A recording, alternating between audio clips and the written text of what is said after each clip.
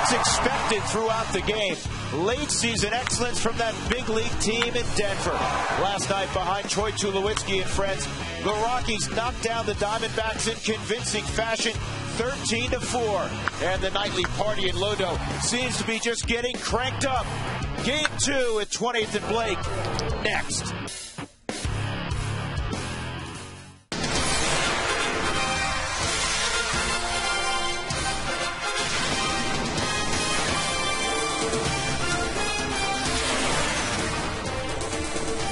How much fun is this?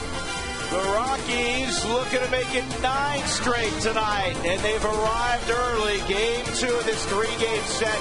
The Rockies and D-backs. The Rockies on this homestand of 10 games, a perfect 5-0.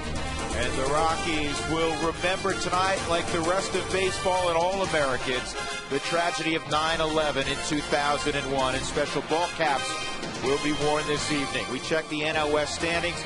The Padres lost last night, won today. They're a game up on the Giants. They're 3 up on the Rockies. In the wild card, Atlanta leads the Rockies by 3.5. San Francisco by 1.5.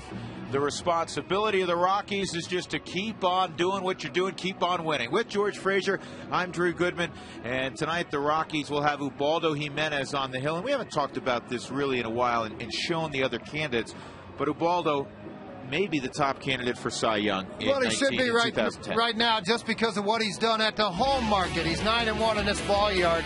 But if you look at ERAs, you look at Adam Wainwright, 238, 241 as it climbs up. Ubaldo outstanding at 279 with his 18 wins. 5 candidates, and you look at all 5. All 5 have been really the anchor of every rotation, and unfortunately the Cardinals have a couple of guys on there. Well, we look at Ubaldo and what he has done and what he's accomplished out on the mound, but it's what he did in his last start, and he scuffled it a little bit. But he had the ability to get strikeouts when he needed them. You see there his run average at home, 335. This was against Cincinnati, a very good, aggressive hitting team, that he was able to get 4 strikeouts, and of course the 18 wins set a club record, and it was high fives and hugs everywhere on the baseball field. Well, he deserved that win because he was very good prior to that and came up with some losses and a couple of no decisions. So it was great to see him come up with his 18th win. He'll oppose a former Rocky this afternoon or this evening, Rodrigo Lopez. When we come back, we'll talk about Troy Tulowitzki. He has been awfully good lately.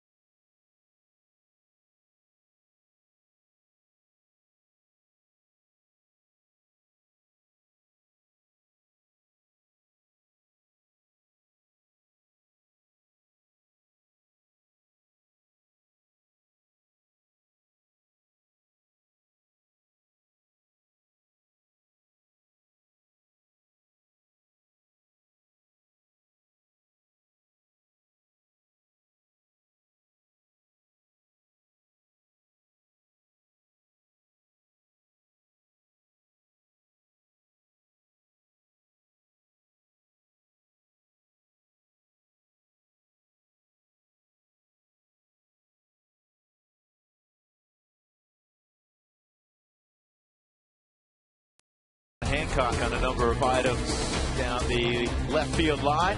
Arizona and Colorado getting ready to go. Last night the Rockies win 13-4. The Rockies' 8-game winning streak matched by a dozen other teams this year. However, only 5 have gone on to win more than 9 straight. That's the Rockies' goal this evening. Time to go to the field and talk to Jeff Houston about a shortstop that is as hot as anybody in baseball. Well, it's kind of nice to have a couple different guys you can talk about. First it was Carlos Gonzalez, now it's Troy Tulowitzki. But what the Rockies have been able to do at home in September has been really pretty special, and it kind of follows the pattern of what they did back in 07 and 09. They're taking care of business here, winning at home just like you're supposed to do. They went out on the road, also went 3-1 during this little stretch where they've been 8-2 overall. And the good thing about it is it's not just one guy carrying the team, it's 2, 3, 4 guys. But what Troy Tulowitzki's been able to do lately is pretty special. When you're hitting over 400, 8 home runs in 8 ball games, that's also pretty good. And this is a guy, we know about his defense, but when he puts a team on his back and can carry it like they do, to have a 3-4 punch coupled with Carlos Gonzalez is a nice weapon to have for Jim Tracy, especially tonight when Carlos is not playing. What you can do is you can slide Troy Tulowitzki down into the 3-hole and have Jason Giambi hitting 4. So not a bad combination for Jim Tracy going as they go for their 9th straight win tonight. Well, the way I look at it, if you lined up every player in baseball between Jimenez, Tulowitzki, and Gonzalez, they'd be 3 very high on that list. Rockies and Diamondbacks, come on back with us.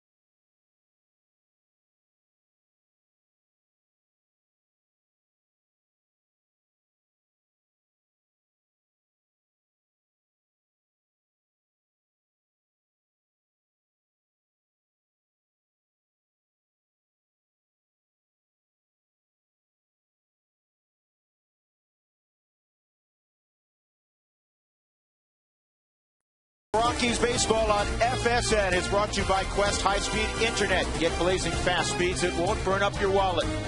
By E470. Use E470 and you'll get to the airport with time to spare. And by the Ford Escape, so much fun, so little fuel. Ford Escape, drive one. Gorgeous evening at Coors Field. Big Saturday night crowd expected. The Rockies winners of 8 straight. Eric Young, Ubaldo Jimenez, Dexter Fowler ready to go. In fact, EY apparently serenading his teammates with song. Jimenez, the first out, will lead the Rockies onto the field. Colorado has had a perfect homestand so far. Stephen Drew, the outstanding shortstop for Arizona, he'll lead things off. He'll be followed by Tony Abreu tonight in Kirk Gibson's lineup. Then the dangerous Kelly Johnson having the best year of his career. Chris Young at his 25th last night. Adam LaRoche is having a big second half. Miguel Montero. Brandon Allen's in left field. Gerardo Parra's in right, and Rodrigo Lopez, a Rocky in 2007. is on the hill, and there's Ubaldo in search, George, of win number 19. Yeah, nice to say that, isn't it? 243. You're looking at their averages and see Stephen Drew with 3 strikeouts. You know, there's not a whole lot of damage done until you get to Montero with a couple of home runs. Otherwise, he's dominated this lineup with the exception of Adam LaRoche. Let's take a look at the gloves behind Ubaldo. Ryan Spilborgh's Dexter Fowler, Seth Smith. You heard Jeff Hughes mention it a moment ago. Nothing wrong with Cargo. He's just getting a day off. Melvin Moore, Troy Tulowitzki, Eric Young, Jason Giambi in the infield. And Miguel Olivo, he had his 6th triple last night, driving in 3. He's behind the plate. First pitch tonight is brought to you by Domino's Pizza. Text keyword pizza followed by a space in your name to 95323 to receive your Domino's special offer and to be entered to win a pizza party for 12. So Olivo throws it down. The Rockies move it around the infield. We're ready for baseball. Atlanta and St. Louis are now in the 12th inning at Turner Field in Atlanta, Georgia, tied at 3. Atlanta leading the wild card chase. Earlier in the day, it bears repeating, San Diego beat the Giants 1-0 at Petco. So those 2 teams have split the first 2 games of their 3-game set. The Padres will be here on Monday. Well, the reason we have a delay is Jason Giambi evidently broke his glove.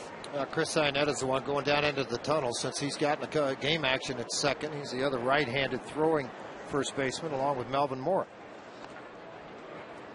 That's an old glove that Giambi has, so I'm surprised it hasn't happened sooner than that. Why couldn't you help him out? You played some first base. Toss him a mitt. Well, let's go. Mine's at home in the garage. You weren't thinking ahead. What was I thinking? Yeah. Oh, man. Rockies hitting 343 on the homestand. George, 8.5 runs. That'll work. That gives you all that run support. You hope tonight Ubaldo has that same run support because he sure didn't have any prior to those 8 starts that he had before winning number 18. They averaged barely 2 runs per start. And the first pitch of the ball game delayed, but it's poured over the plate for a strike by Jimenez. 18-6 with a 2.79 ERA. And that fastball is down. 1 ball, 1 strike. Really been able to handle the left-handed bat. 17 for their last 163, hitting a .163 against him. See his numbers against the Diamondbacks, 5-3 overall record. But his last 2 starts versus the Diamondbacks at Coors Field, 2-0. Did not give up a run in those 2 starts, covering 14 innings. So Ubaldo working ahead of Stephen Drew. He's got to walk off the alley. You see lefties hitting below 200, righties a whopping 222, and he's allowed just 8 long balls all year. And tonight is his 29th start of the year. The Rockies 13 games north of 500. It's only the 3rd time in Rockies history that they've been 13 over 500. Last day of 2007, last day of 2009. 2-2. These 2 guys standing right here. You're not supposed to be over into that center field area if you're a player standing out watching the ball game, because obviously tip pitches do different things from that area. And I think as soon as the umpires or someone else picks them up, Jim Tracy could say something and get them out of there. I don't know, George, if I've ever seen that before. Have you? Well, the only time I've ever seen it's when guys, opposing teams' home run balls get hit in there, and you see guys walking around out there, but you don't see it at the start of the game. Just missed as he tried to two-seam him with a 97-mile-an-hour heater. And it's probably innocent. I mean, the guys are probably wanting out there to watch Ubaldo pitch. 3-2. And that's fouled off. I've said it many times, and the Rockies see the Diamondbacks 18 times a year. For me, George, this is the best hitter in their lineup. Yeah, I think so. I mean, he's got some power in his bat, but he's a good line drive hitter. He gives you a quality at bat, even though he's going to get an out here. He saw a total of 8 pitches thrown by Jimenez. So Drew's retired by Tulowitzki, and that'll bring up Tony Abreu. The Rockies are now 7-6 this year against Arizona, despite it's really not close, George, statistically. Well, they've totally overmatched him. You see they've hit nearly 50 points higher, the runs, the home runs, the ERA. Yet Kirk Gibson's ball clubs figured out a way to get some wins against the Rockies. It's typically been where the Rockies have won. They've won big. When Arizona's won, it's usually by a run or two. That's in there for a strike. 1 ball, 1 strike on Tony Abreu. A few years ago, when he came up with the Dodgers, I really thought he had a chance to perhaps be an everyday player. He's kind of kicked around since then.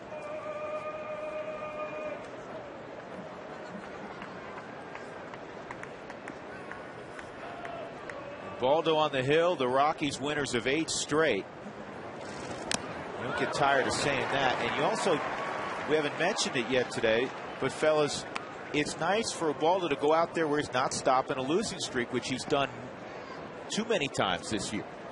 I'd agree with you. I think he doesn't have to feel that pressure on his back. He can go out and just pitch his baseball game against the Diamondbacks. And that is a foul ball. By the way, can we consider this a day game kind of? Feels like still a day daylight game. A little bit and it's earlier and all. No, okay, because Baldo's 11-2 in the daytime, so I just thought I'd throw it out there. 7-4 at night. We can call it whatever we want. No, but remember on the Philly game last Thursday, it said after 6 o'clock you have to consider it a night start. I thought it was after 5, wasn't it? Was it 5? 5 or 5:30? 5 o'clock. I think it's 5 o'clock. Okay. It's a night game, fellas. Sorry. Here's the 1-2 again on Abreu. And he didn't chase 98-mile-an-hour cheese. Yeah, Abreu last year with the Dodgers only up for 6 ball games, but in Albuquerque he had 353 and 218 at bats. In 2007 and 234 at bats at Las Vegas, then the AAA affiliate of the Dodgers, he hit 355. He's a career .312 hitter in the minor leagues. And it hadn't transpired to the big league level yet. Maybe it's a lack of opportunity, consistent at bats. But for whatever reason, you haven't seen that 300 number a lot at the big league level. He's got coming into this year just 174 big league at bats. He lost all of 2008 to an injury. 3-2 on Abreu.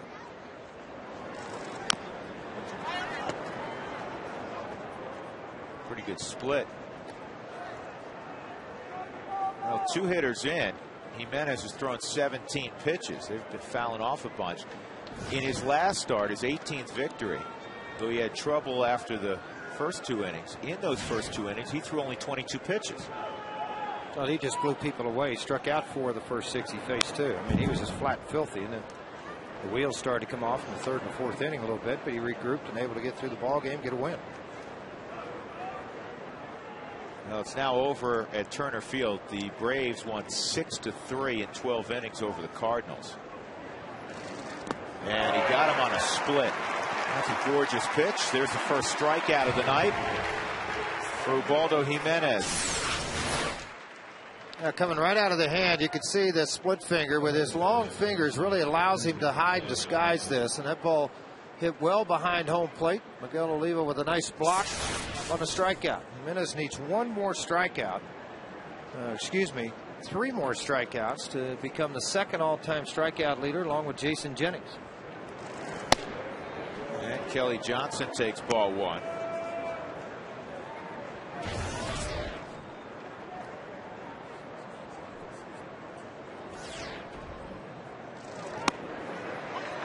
Over for a strike at 96 miles an hour.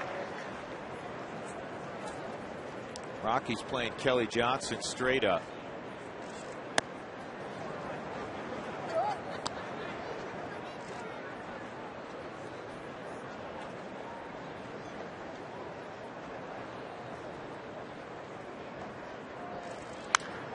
And a towering pop up to left field.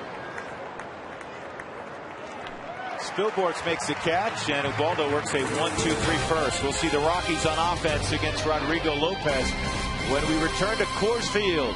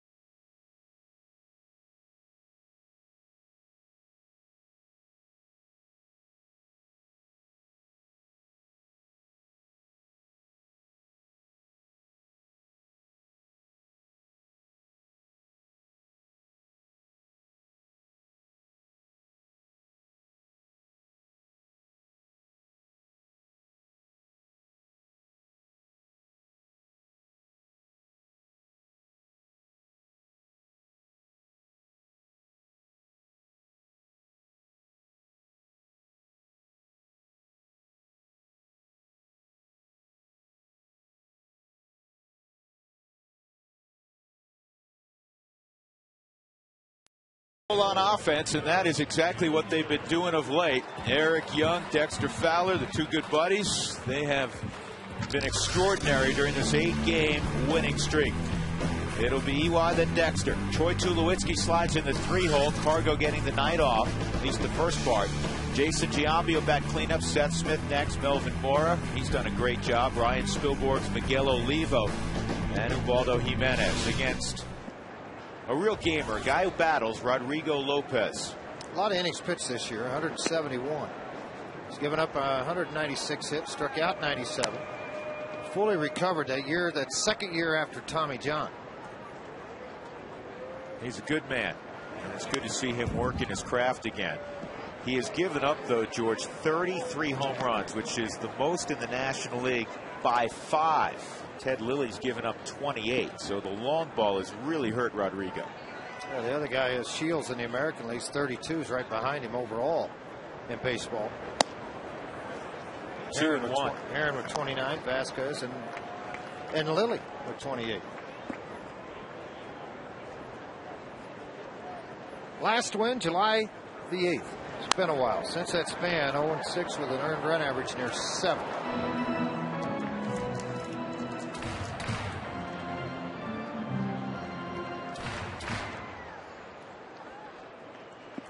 He's pitching for now his hometown team. He's always lived in Phoenix, has for many years. 2-2, and this is bounced to first. Easy play for the Rhodes. Bad decision. Awful, horrible. Just a terrible decision. Go to the bag. Well, that's why Lopez started to slow down as the pitcher going over. I mean, Rodrigo went over, and you know what? I mean, Kirk Gibson can't believe what he's seeing either.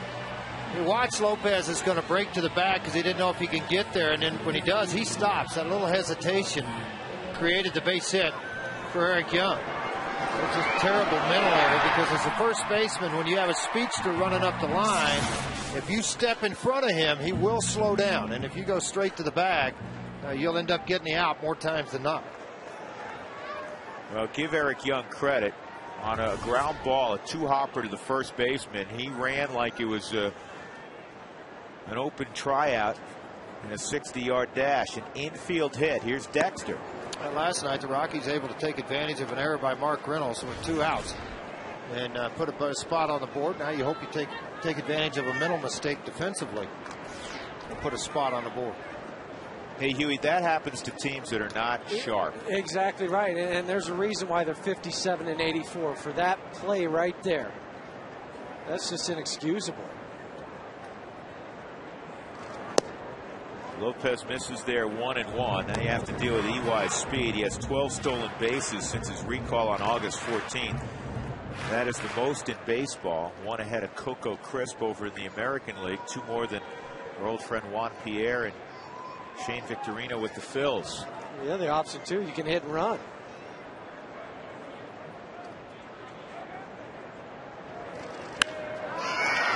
Double play ball. There's 1, and they're going to be able to turn it over, which is most unusual with Dexter Fowler at the plate. But he hit a perfect double play ball, even with his speed.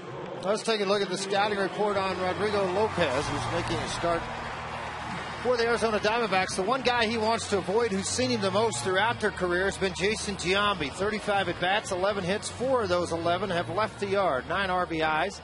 Seth Smith has gotten him for a long ball, along with Tulowitzki. Troy 4 for 6, as you saw on that graphic. He's got 8 home runs in his last 8 ball games. First Rocky ever to do that. 1 strike count on Tulowitzki. And when you're an offensive player, we've heard it said many times in the past, when asked about how things are going, they just say, I want to ride it out as long as I can. And of course, last night, another splendid performance. 2 home runs, an RBI double, and a walk before Jim Tracy gave him the rest of the evening off.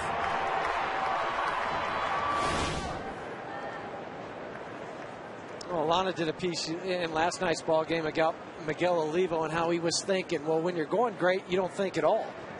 It just happens.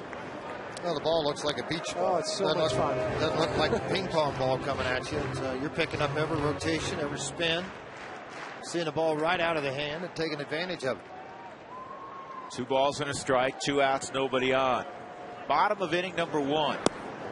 And that's a little bit low. And those are the pitches right there that you lay off of, too. When you're swinging the bat, you're seeing the ball very well like Troy has in his last 8 ball games. You lay off that borderline pitches just outside the zone. Now, the good hitters that I played with always used to say to me, their defined strike zone they became more aware of where they could really do damage.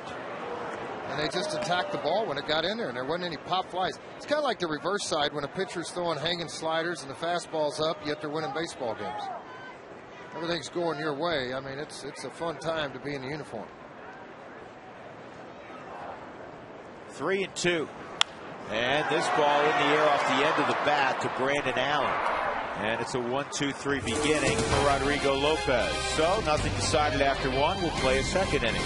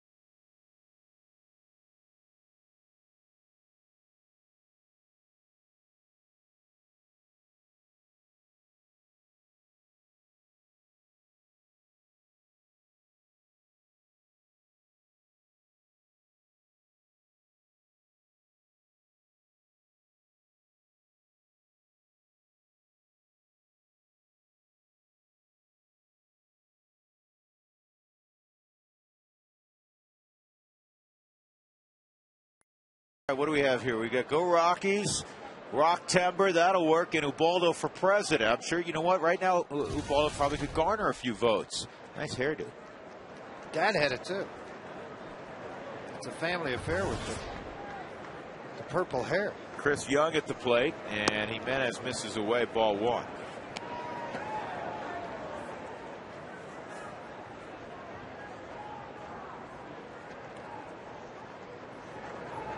And 2-0. Ubaldo has handled Young in his career. Young just 5 for 31 lifetime.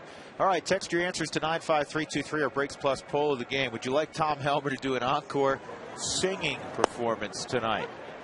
And if you missed it, it's pretty simple. Rock's 1 for yes. He's got great pipes.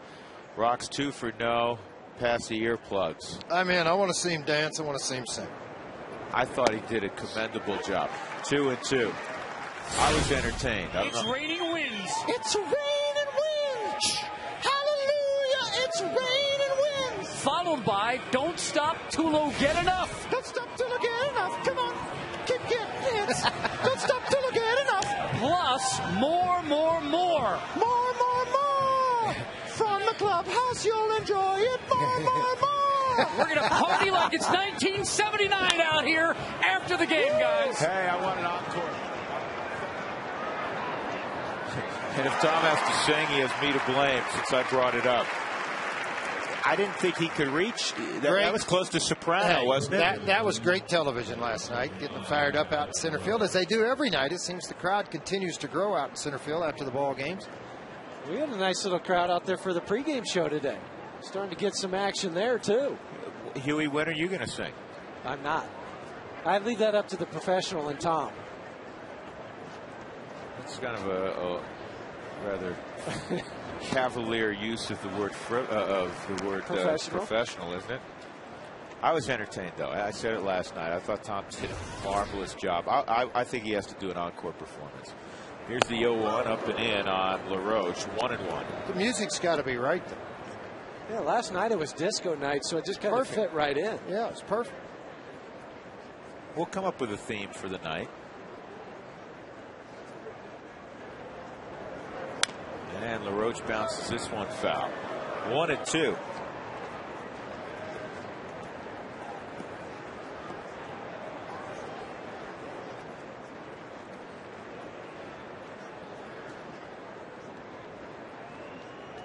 Baldo ready. Here is the 1-2, and he got him with a hard curveball. That had a lot of depth to it, Huey. Well, it's one of the few we've seen him throw lately. It's been more hard sliders, that hard split. Tonight he just went to that big breaking pitch. It's 78 miles an hour, straight over the top. Great action on the baseball. Nothing LaRoche could do. A way off balance swing. Great shot from the Hyundai camp. Now we've seen a split for a strikeout. And now curveball for a strikeout. Miguel Montero with 2 outs. And he's taken him deep a couple of times, but it's been on fastballs. And it's a rarity that you see a guy with a fastball, 93 to 100 at times, that has the other 3 commodities that make it just almost impossible to hit when they're all on. Slider, split, curveball. And Nolan Ryan threw hard. He had a great curveball that he could throw for strikes, but that was later in his career. Baldo's a young man. He's fallen behind 3-0 on Montero.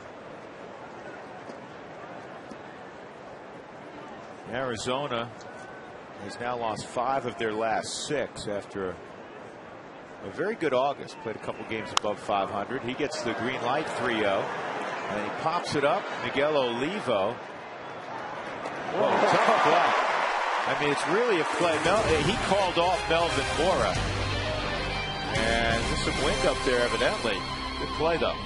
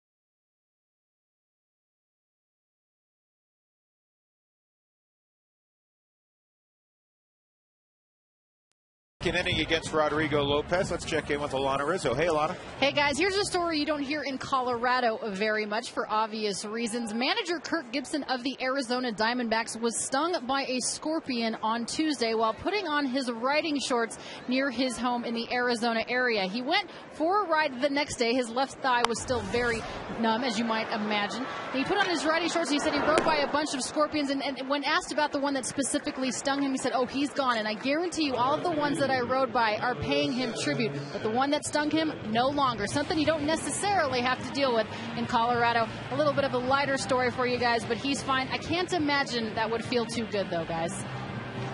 No, I don't think I'd go for a ride the next day, Alana. I think I'd pass on that one. He shook out the shorts, though. He made sure there weren't any other ones in there. Well, let me go on record. I know probably unusual in this regard. I'm not big on scorpions. I'm not big on rattlesnakes. You're not big on anything that moves. It's not a human being. I love dogs. What are you talking about? Well, you I like love the animals. dogs. Yeah, I love Well, it dogs. took you 10 years to get one. Maybe getting another one, Frazier. Oh. Good. I like it. Yeah. Why don't you get one for each boy? Get 3 boys, get 3 dogs. Take care of the Hanslick's dogs part of the time. That so doesn't count. That's 2, no, that's that now doesn't 3. count. That's Hanslick's problem. He's just too cheap to take him to a vet, and they put him up. Oh, they go to Goodman's yard. 1 ball, 1 strike on Smith. Jeff, what do you think? I think he should George get a dog for each one, don't you? Yeah.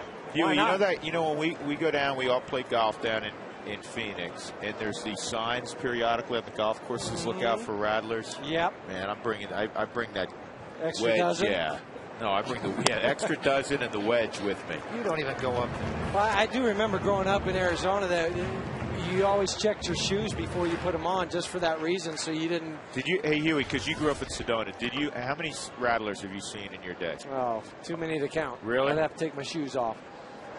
3-1, hammer deep right center field. Smith giving it a ride, and it takes a hop over the wall. It's a ground rule double. That easily would have been a triple. That thing was smoked. Folks, there's no signage out there, but George, it's 424 to that corner. 3 for 8 now against Lopez. One of those is a long ball. I thought he got another one here on a ball up and away from him.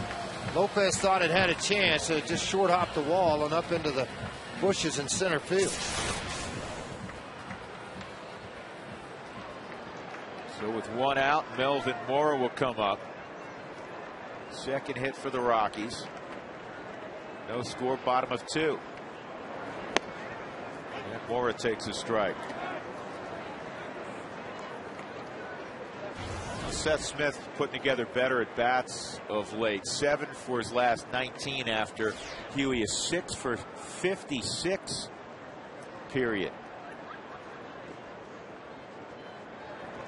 And a ground ball to third. Abreu has it. 2 outs. I'll bring up Spilborghs. We haven't checked the gloves yet for Arizona. They have Brandon Allen in left field. Chris Young covers a lot of ground in center. Gerardo Parra is in right field. He had some problems out there last night. Abreu and Drew, Kelly Johnson and LaRoche, with Montero doing the catching. Well, to get back to Seth Smith just for a second, Drew, he is taking better at bats now, and it's one of those situations too when you get an opportunity to play every day. It's different than when you were a role player, and Seth had that opportunity, and it takes a while to learn how to do that every single day.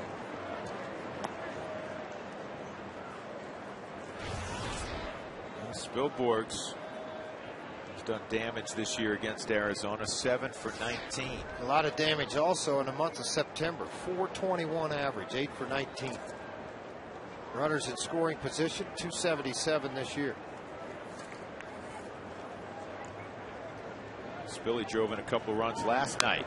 He had a good pitch to hit there. 0-2 on Spilborghs. Rodrigo does not, nice play. Rodrigo does not strike out many. Doesn't walk many.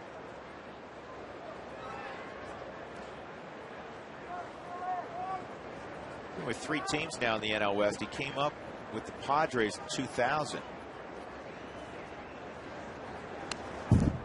Rockies, now the Diamondbacks, and his longest tenure and his greatest success came in a Baltimore Oriole uniform.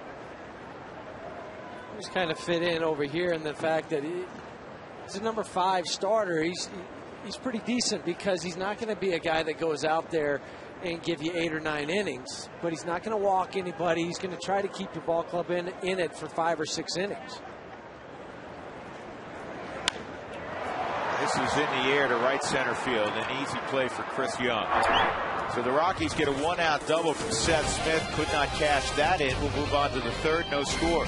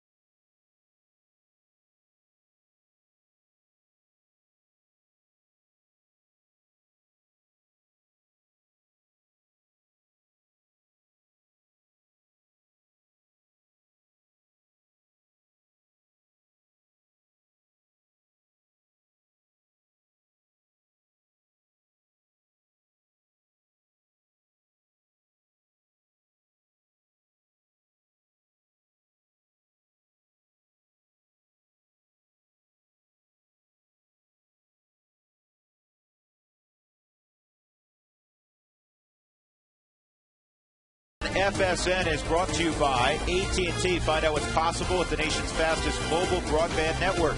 AT&T, rethink possible. By Brakes Plus, a whole lot more. And by Hyundai, the fastest growing car dealer in America, Hyundai.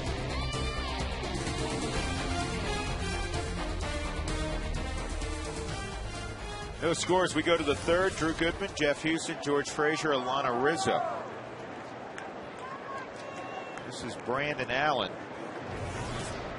He hit 7th for Arizona, and he takes a strike. A lot of pop in his bat. First game he ever started in left field was a 1 home run he hit. It was a grand slam. He pulls that foul. 0-2.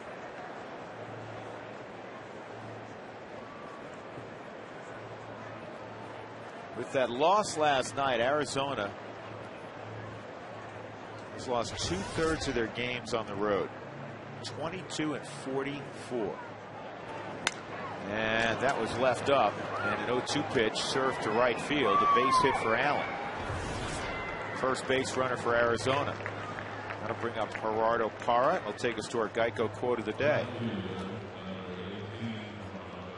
Yogi Berra, I'm not going to buy my kids an encyclopedia. Let them walk to school like I did. What? It's just Yogi.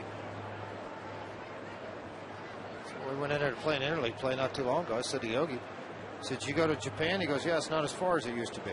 So what do you mean, they moved it closer? What did he think encyclopedia was?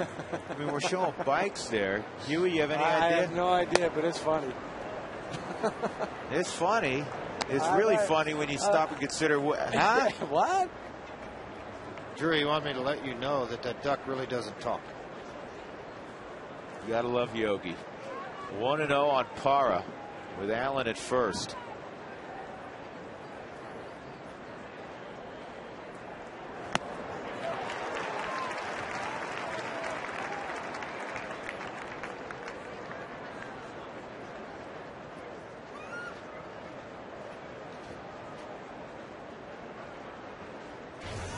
Opposition hitting just .210 against them. Lefties, as we showed you earlier, 198. That's got a good pitch. 2-1.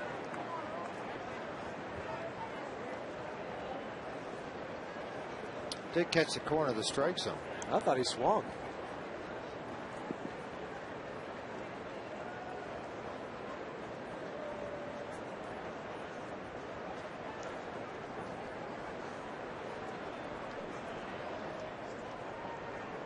Up to the far reaches of the stadium tonight, George and Huey. This is going to be a sellout, I think. We're very close. And that goes through to the backstop. And now you have Allen in scoring position. This is where things got hairy for Jimenez in his last outing. He dealt with a ton of traffic the 3rd through the 6th inning. There's still a lot of pitches already. 44 with nobody out in the 3rd inning. Scooted right between the legs of Olivo. Wild pitch for Jimenez. He led the league a couple of years ago with wild pitches. That was his 14th. He leads the Rockies. Now, if you get Parra here, you have the luxury of Lopez on deck, the pitcher, before Stephen Drew, but you just lost the opportunity for potential double play.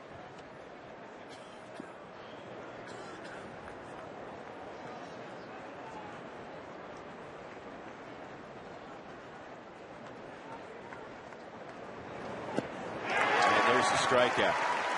Hey, George, we were talking before the ball game, and on paper, this is a monumental mismatch. Arizona has struggled. Rodrigo Lopez has a 5+ ERA.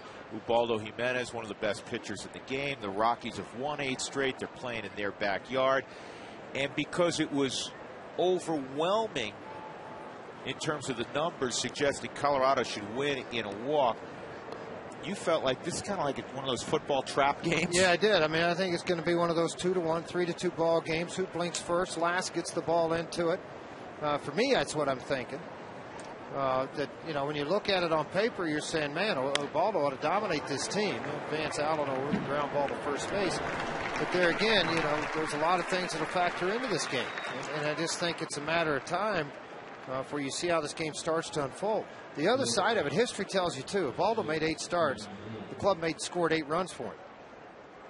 So, I mean, you know, for whatever reason, whether it's the best pitcher on your team or the worst pitcher on your team, sometimes they don't get run support.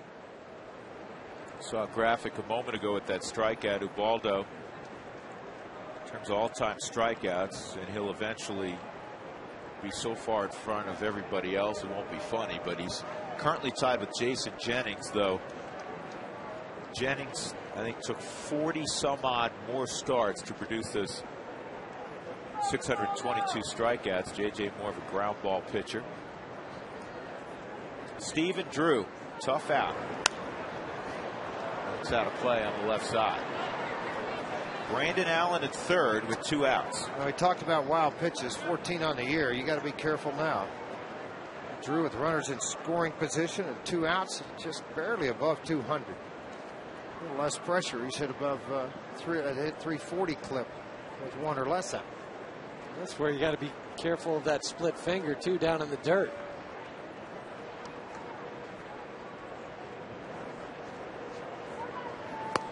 Good pitch.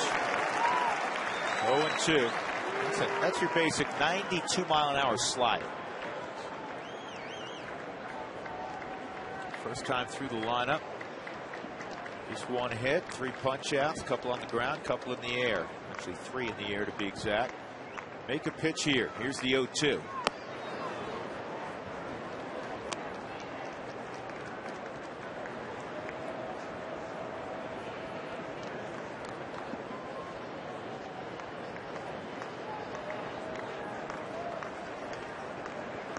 One, 2, and Drew breaks his bat.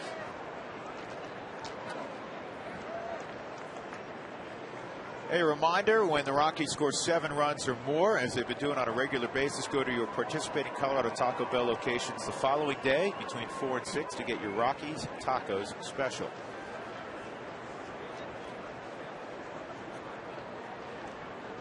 Tulowitzki's been a taco special by himself on many a night during this 8-game winning streak.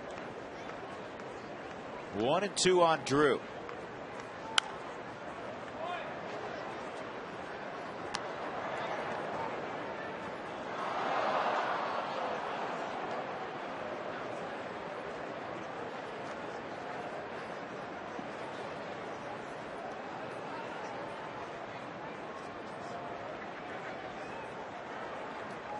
They're going to come in.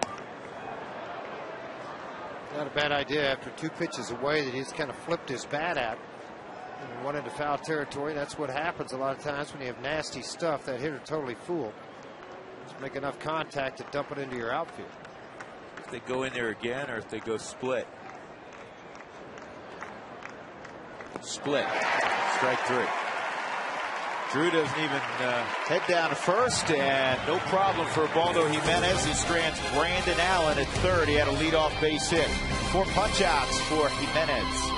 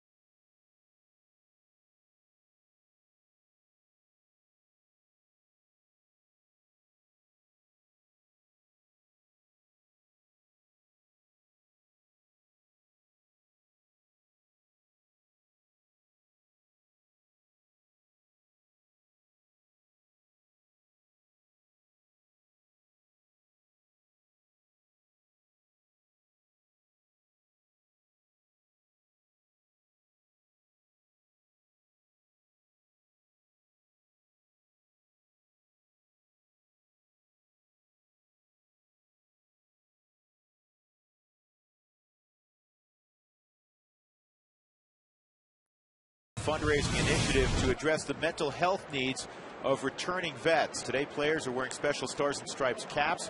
These caps available at retail and online at MLB.com, with all proceeds benefiting welcome back veterans. So go to your nearest dugout store, get those caps online. What a great cause. Miguel Olivo takes that cutter off the plate, ball one. 3-run triple yesterday for Miguel Olivo. RBI total at 55 on the season.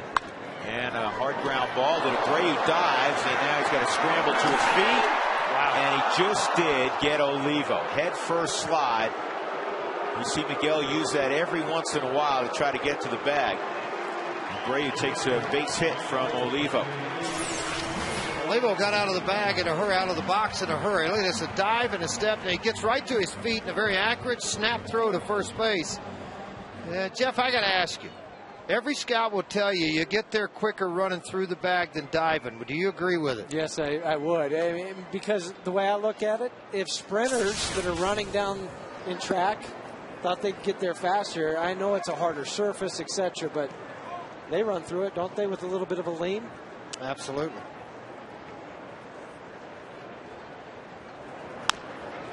And a two-hopper to second.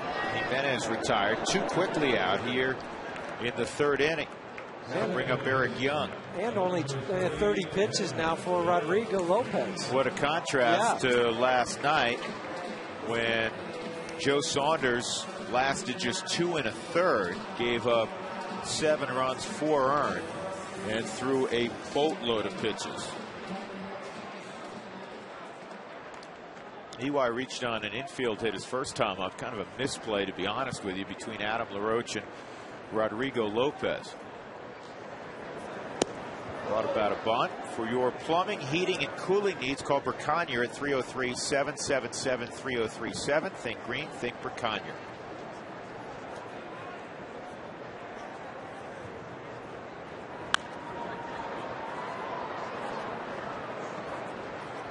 Ball and a strike on EY.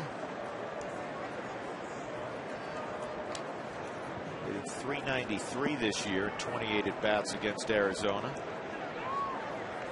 Got a 5-game hitting streak, or actually a 6-game hitting streak now. He's 10 for his last 21 at the plate. Well, it's been impressive his last 3 or 4 times, too, with runners in scoring position. He's starting to get base hits and responding by driving in that run with 2 outs and a runner at second. And it's 3-1.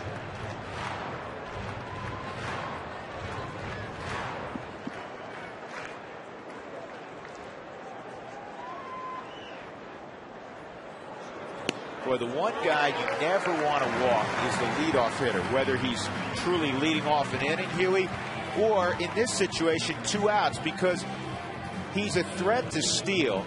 And if he steals and you throw him out, you have another leadoff type hitter in your 2-hole guy coming up the next inning. So it's just a wonderful opportunity for Jim Tracy to be very aggressive. Yeah, and with the guy that has the speed to be able to do it, too. And I look for it right here in the first or second pitch, and then conversely, maybe Arizona throws over, they pitch out. Get that stopwatch out, Huey. I know you have it. Right here. I'm ready to go. That's what I love about you. Always prepared. Like a Boy Scout.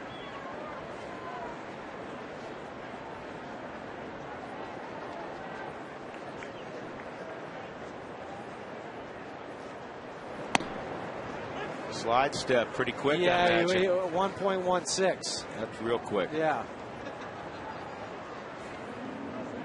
But still, if you're Eric, if you get out there far enough, you might be able to peek in, look at a sign, maybe pick something up from Miguel Montero at home.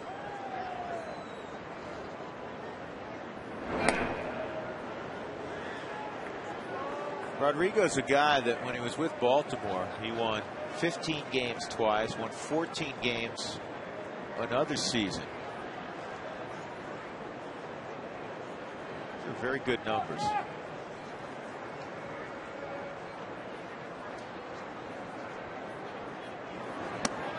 Outside 1-1.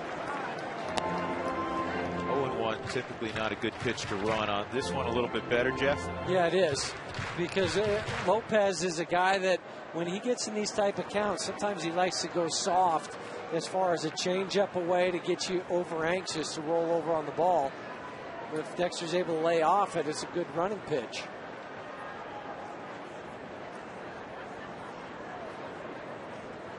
Not going, and it's fouled off. 1-2.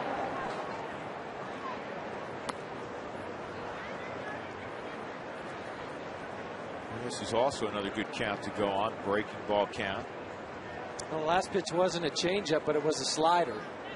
Look for him to bury something here.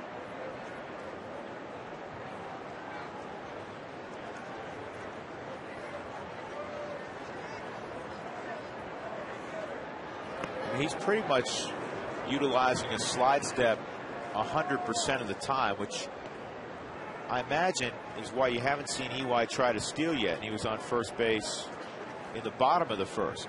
Yeah, but the other thing that Eric can do now is, to me, he can get a little bit bigger lead because he's been able to come back both times feet first. Well, the other side of that, Dexter's been pretty hot in the last 5 ball games. 7 for 19, hitting nearly 370. And that's a line drive to Abreu. That'll end the inning.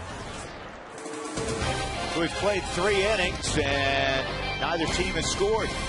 We'll go to the 4th.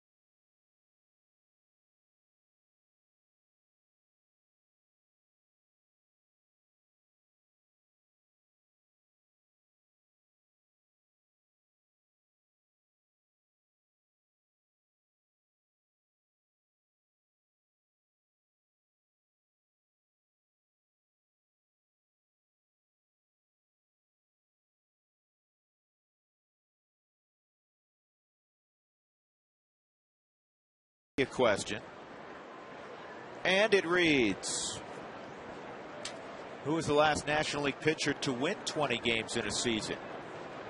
Used to be a regular occurrence. It's not anymore. I think he threw a bullpen here today for the first time in a long time. Yeah, he's hoping to come back still before the end of the season. That pitch is inside on Tony Abreu. Abreu had a lengthy at bat and then struck out on a split finger back in the first inning. 4 strikeouts for Ubaldo. And he falls behind 2-0. Ubaldo walked 6 in his 18th victory.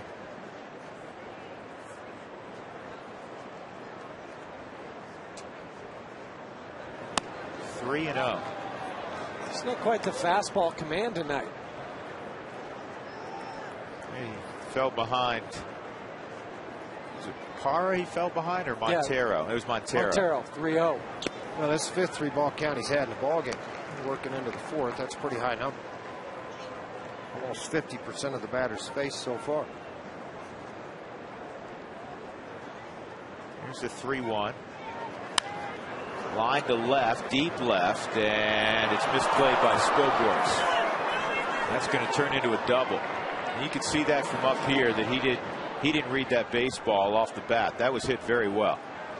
Yeah, it's hit well, but he kind of just backpedaled like he thought he had it, and then all of a sudden it just went over the top of his head. It had a little carry to it, and a little backspin on the baseball, higher part of the strike zone. See Spilly going back, kind of. He made that turn as if to go back, and then he squared up as he thinking I'm underneath the ball, and then it just continued to carry. Is this an ugly time of the day, Huey, to see balls? Not really, because it's September, and so the sun's down enough that, especially when it's lower like that. I think he just underestimated how hard that ball was hit off the bat of Abreu. And it happened. Yep. Because that ball was smoked. Kelly Johnson at the plate. Nobody out. He lays down a bunt. Jimenez, I thought, was going to wheel for a second, a third. There goes a sacrifice for Johnson. I'll bring up Chris Young. Repair that chip in your windshield by calling Safelite Auto Glass. 303-287-5000, online at safelite.com. So Chris Young comes up. 25th home run last night. In fact, since August 1st, the Diamondbacks have 46 home runs. That's the most in the National League. Slider misses.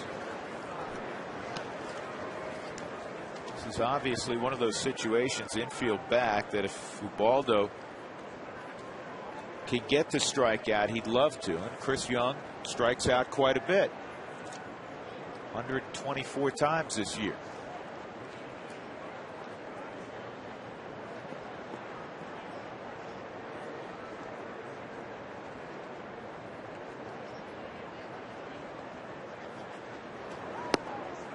That's in there.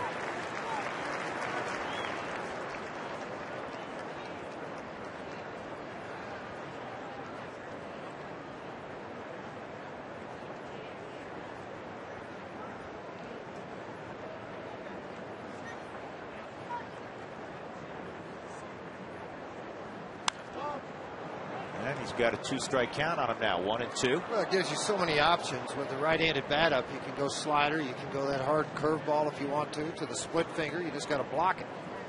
That's the key.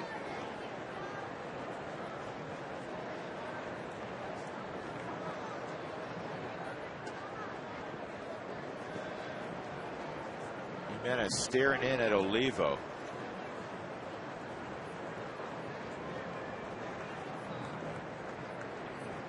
They set up away and down, and it's a hard slider that misses. 2-2.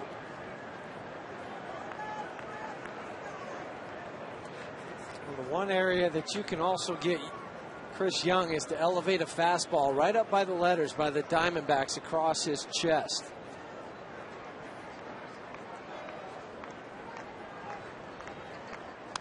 That was a slider in the middle of the plate, fouled off. 2-2.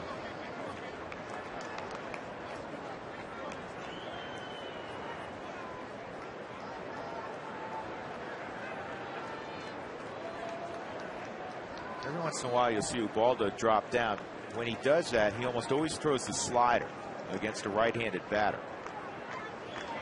Fastball, and he beats him with it at 99. Hardest pitch he has thrown tonight when he needed it most. Well, when you think about it, you got a runner at third, 1 out. They set it up after the double, so on the Hyundai cam, he just airs it out. See, I'm ahead of you right now. I'm going to let you try to just swing through this thing, see what you can do with it. And to be honest with you, Young just about a click behind making contact with that ball. Jimenez just threw it by.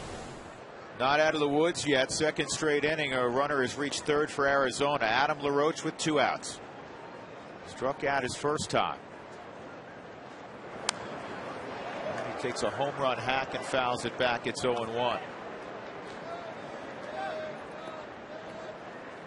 LaRoche hitting just 194 in September after batting .333 with 9 home runs and 23 ribbies in August.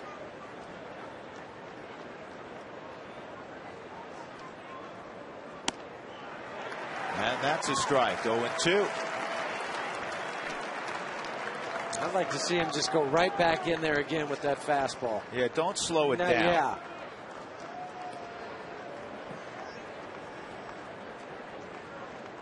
Yeah, you're going to get the fastball, Huey.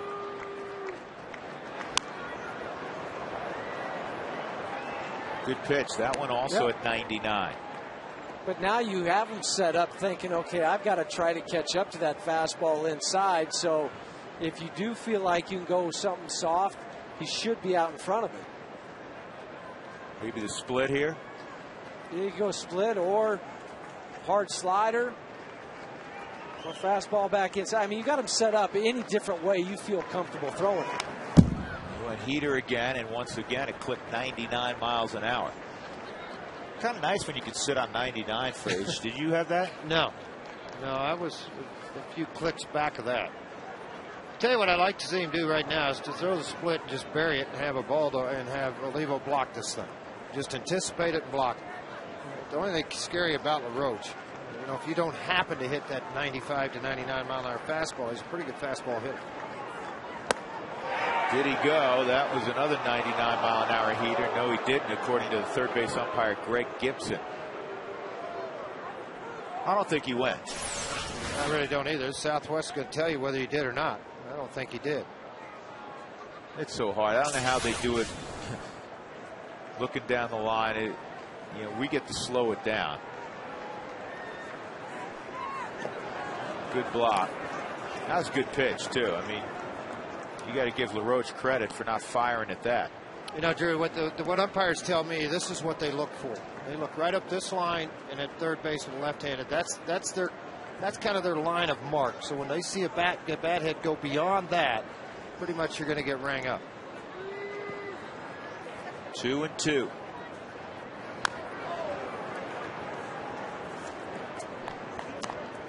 .73 pitches in for Ubaldo. He's allowed just 2 hits, and though Abreu's on third hit it well to lead off the inning, I'm sure Ryan Spilborghs would tell you ordinarily it's a ball he's got to catch.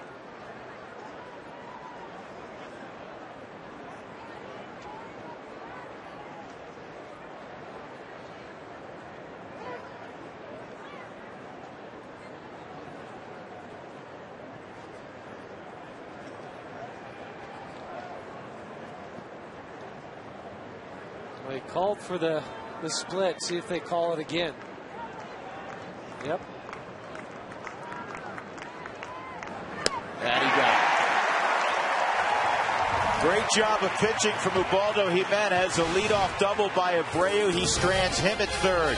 That is strikeout number 6 for the great Ubaldo.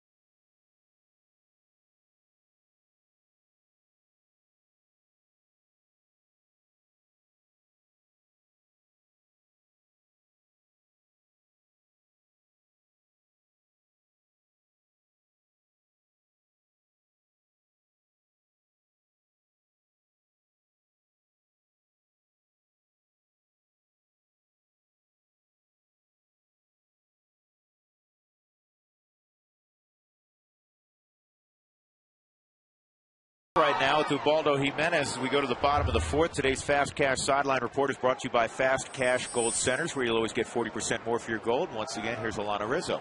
Drew, Don Baylor told me today when he's watching Troy Tulowitzki at the plate that he is absolutely locked in. I would say 8 home runs in his past 8 games definitely illustrates that.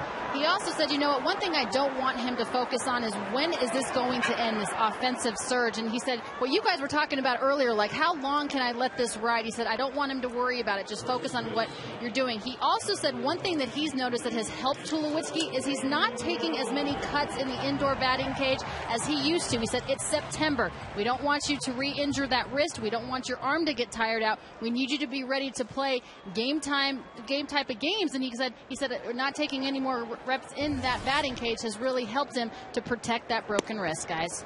I think veteran players learn, Jeff Houston, how to navigate 162 games. And what you maybe do in March or April, you can't necessarily do in August and September. Yeah, it's kind of the old adage, if you can't hit by now, you're not going to be able to hit. I mean, you take all the reps you want, but now you've got to start backing off, and it's more of a mental preparation going into the game than it is physical. Well, that's where you back off and doing all the weight stuff, too. Yep. I mean, you just kind of maintain. You don't go in there and try to get heavy duty with that stuff. You'll end up with tired arms in a hurry. And legs. 1 ball, 2 strikes on Giambi. But also, after your 3rd or 4th year, you start to figure out that routine you were talking about, Drew, as far as what it takes to play every single day at this level and at a high level.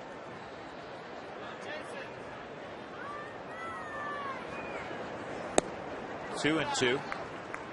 Bring new or gently used children's books to tomorrow's game for the Rockies annual book drive. That's tomorrow.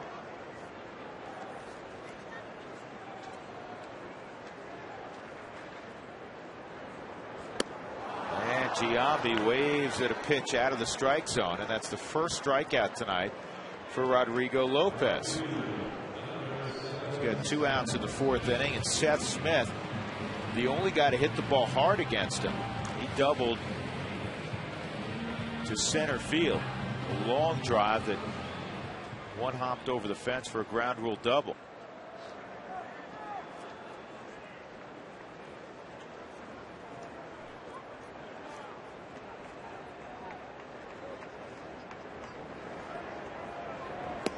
Not only has Lopez allowed the most home runs in baseball with 33, he's allowed the most runs. And the 3rd most hits allowed. And this is a high fly ball, playable in center field. Rodrigo Lopez has needed only 46 pitches to pitch 4 scoreless innings.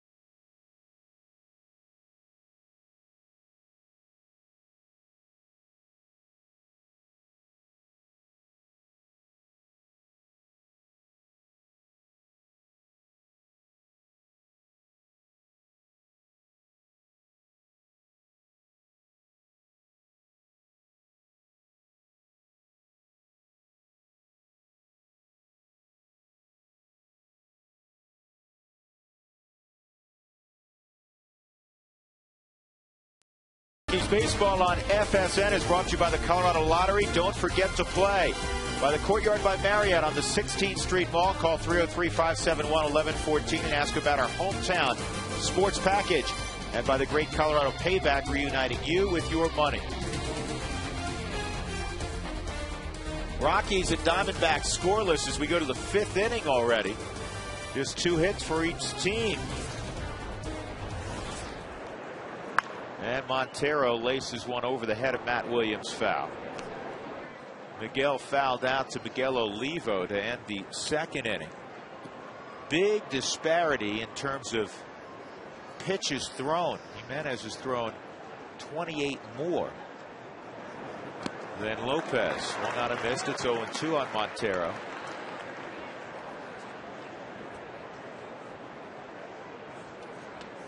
Miguel and several others of the Diamondbacks remain close with Carlos Gonzalez. They grew up in the minor leagues together.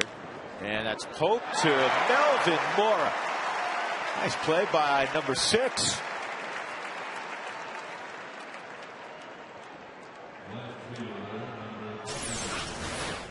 Looking at a pitch down and away from him, and then just slided right at him. Ball slid off the bat, had a little curve to it, made it like playing catch a little bit. You get off the ground to make it.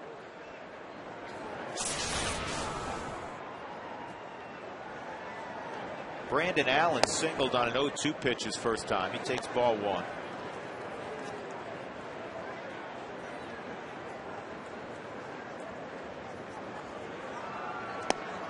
That disappeared beneath his bat. A late moving slider, 1-1. Allen last year got 104 at bats with Arizona, hit just .202. Now this year pretty special for the AAA ball club for the Reno Aces, where he hit 24 home runs, 25 home runs and 86 RBIs. Big man also had 14 stolen bases. It's 3-1. Atlanta so far in the ball games, 3 groundouts, 4 flyouts, and 6 strikeouts in the ball game.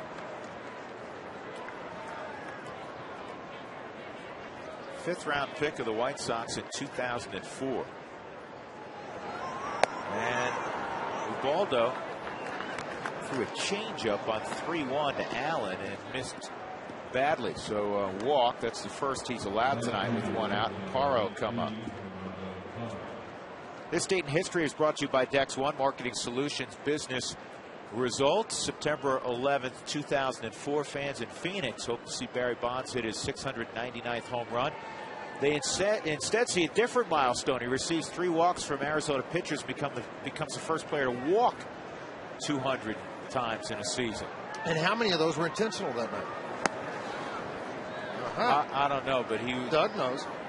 What was the intentional passes to Bonds that year? Was in the 80s, something ridiculous.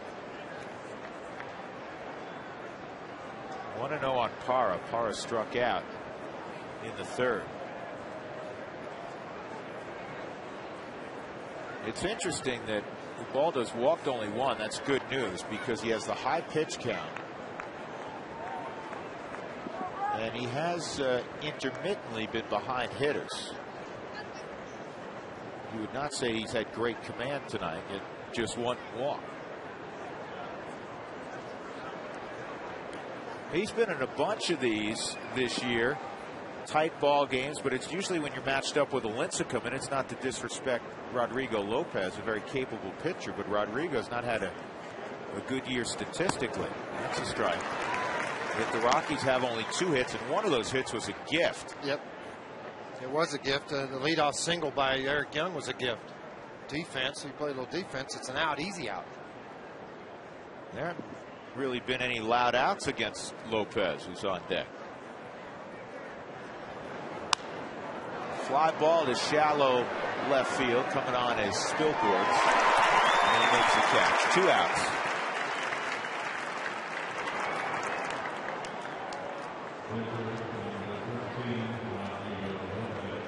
So here comes Lopez.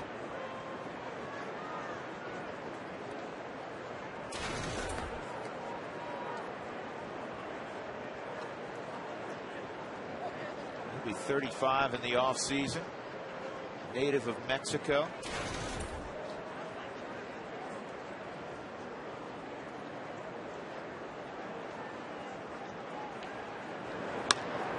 And a base hit to right. Wow. For a guy hitting 0-60 something. It was 0-69. Jumped up to 0-85 now. Just his 5th hit on the season. And now if you're Jimenez, it's going to cost you a few extra pitches and pitches that you're going to have to grind. You have Stephen Drew at the plate. Well, not easy outs. Right. You're exactly right. Yeah, by the way, Bonds had 232 total walks in that year we're talking about, 2004. 120 intentional walks. Wow, I didn't realize it was over 100.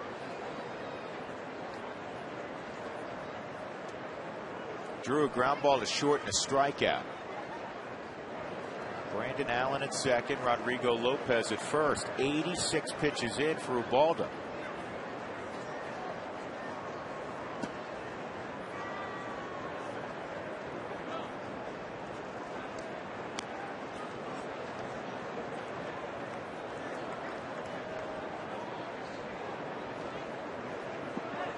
No score. We're in the top of the 5th inning.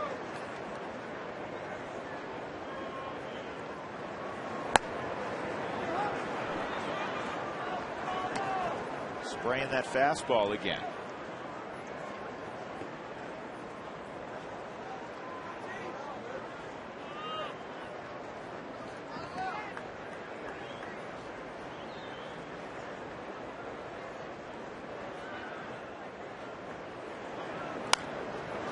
Fouled off, 2-1. He's the type of hitter, it's because he's a handsy hitter, and he's got some power, but he's more handsy.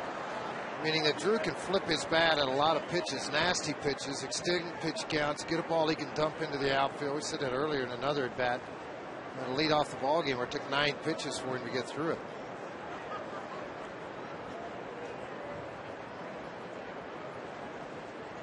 He thinks along with pitchers very well. 3 balls and a strike on Steven Drew. Missed on a slider.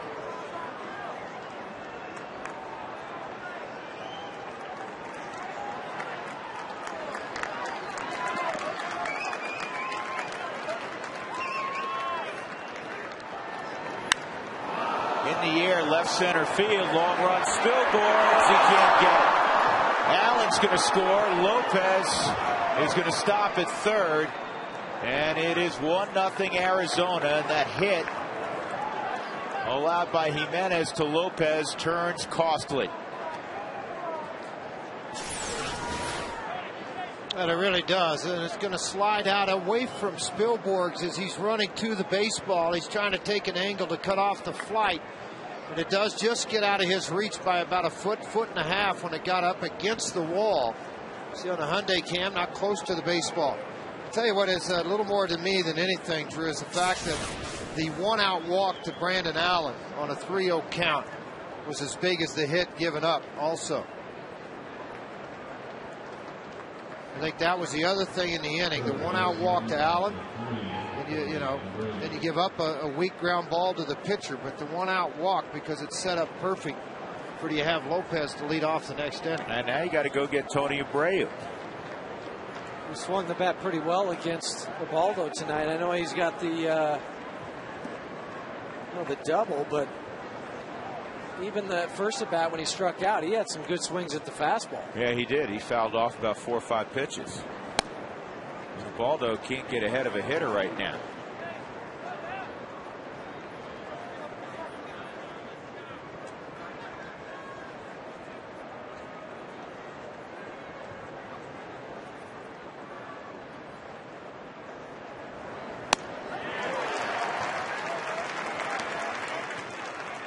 We see a lot of pitches thrown in this ball game. 93 in that first inning, and then the last 2 have been very costly.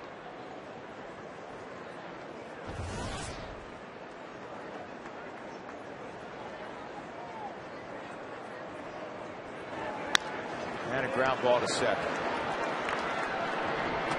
Arizona gets a run now. They take a 1-0 lead after 4.5.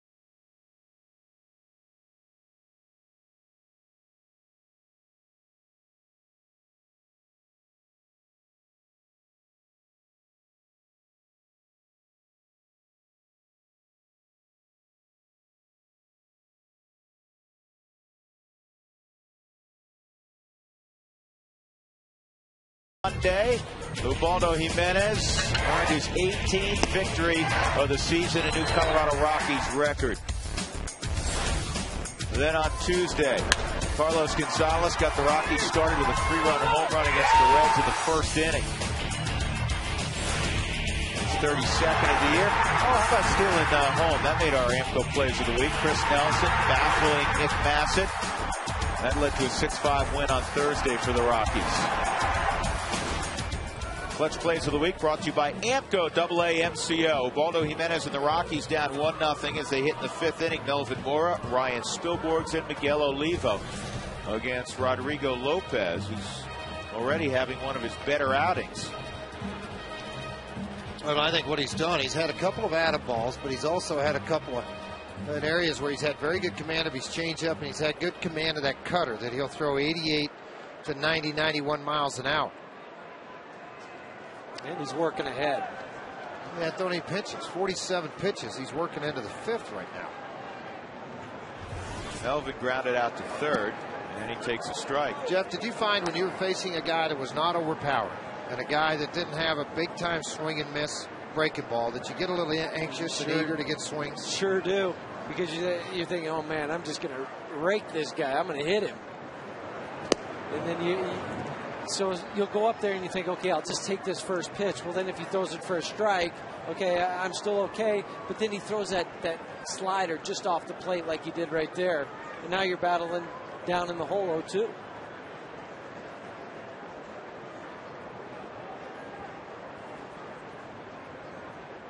Here is the 0-2 to Mora, and that's a little low, 1-2.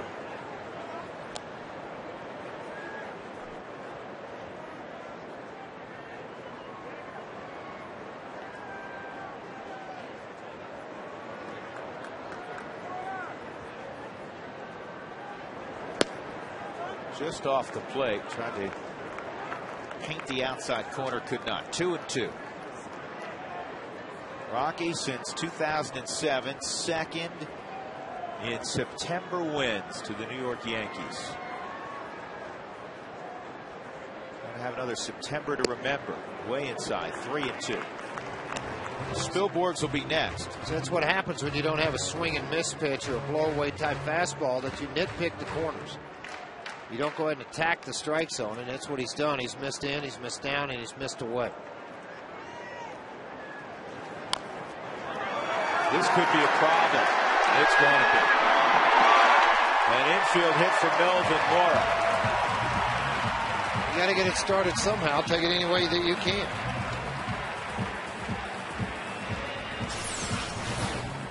Tapped right out in front of the plate, far enough away from Montero. He doesn't have a play because when it hit the ground, it had topspin and rolled forward. Time Lopez got there, he didn't have a play.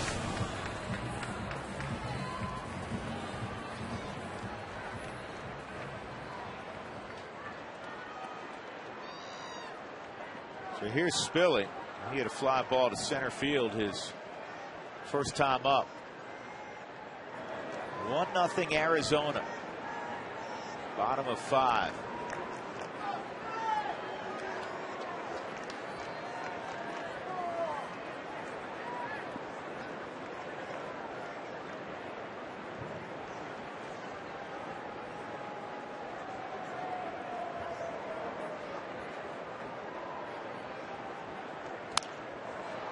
And this is in the air down the right field line, and it's going to end up in the seats. Rockies won yesterday. They blew away the Diamondbacks 13-4, 15 hits. And they rode the fine pitching performance again of Jorge De La Rosa. 6 innings, a couple of runs on 5 hits.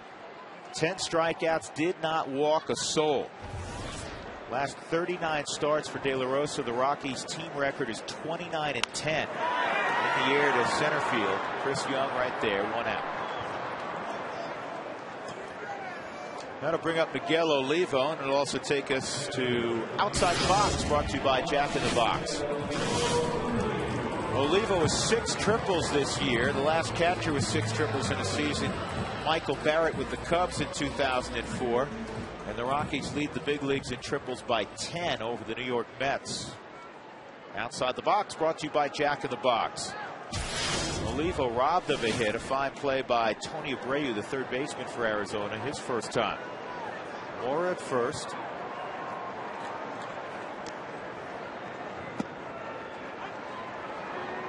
Bases loaded when Miguel Olivo delivered his triple last night. He got 2 straight curveballs, and then the third curveball he sat on and walloped it to deep left center. And that blew the ball game out too, because that's where Carrasco came in with the bases loaded.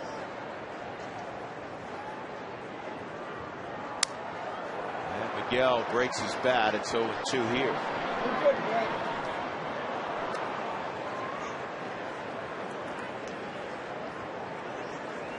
Must be some late movement on the ball from Lopez tonight, because we've seen that the ball that jammed Spilly just a moment ago to center field, the broken bat there. Not a whole lot of balls being squared up. More of a sink type action and run than it has been cutter, which one of the out pitches he's used has been the cutter. Tonight it has been the sinker.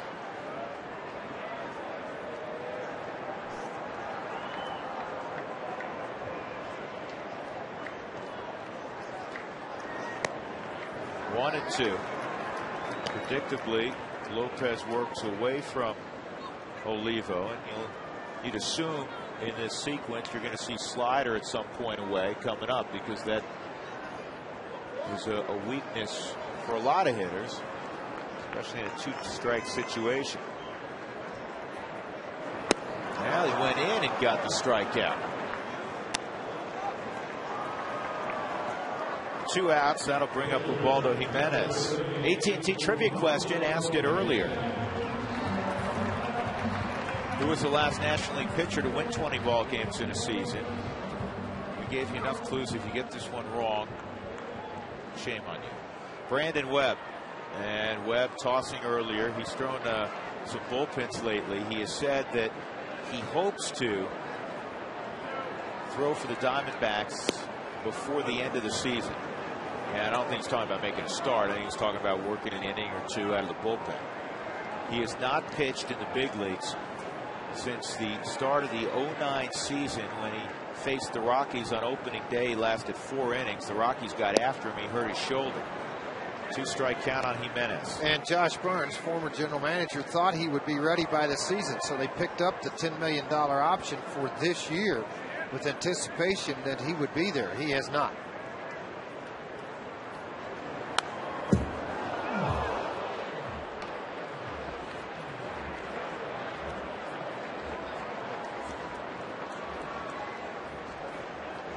Rodrigo Lopez has been economical. 62 pitches, 40 in the strike zone, just 22 out of the zone as he works here with 2 outs in the bottom of the 5th. Mora at first. 0-2 on his counterpart Jimenez. And he gets him on a slider. So Rodrigo Lopez of the Diamondbacks surprisingly ahead of the Rockies. 1-0 as we go to the 6th already.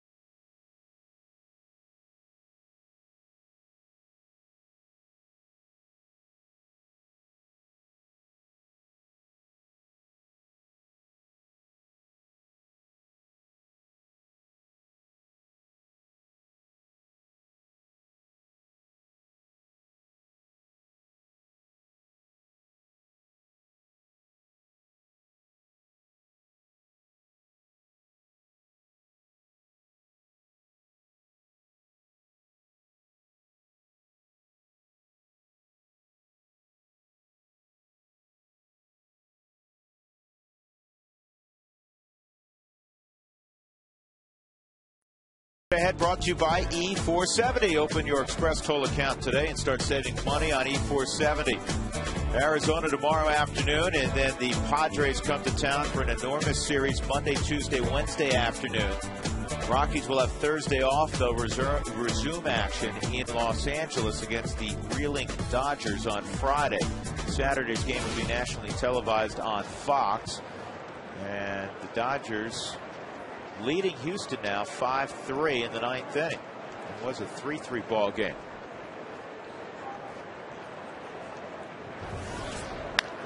And the first pitch, Kelly Johnson rips to right for a base hit. Fourth hit allowed by Jimenez. That'll bring up Chris Young.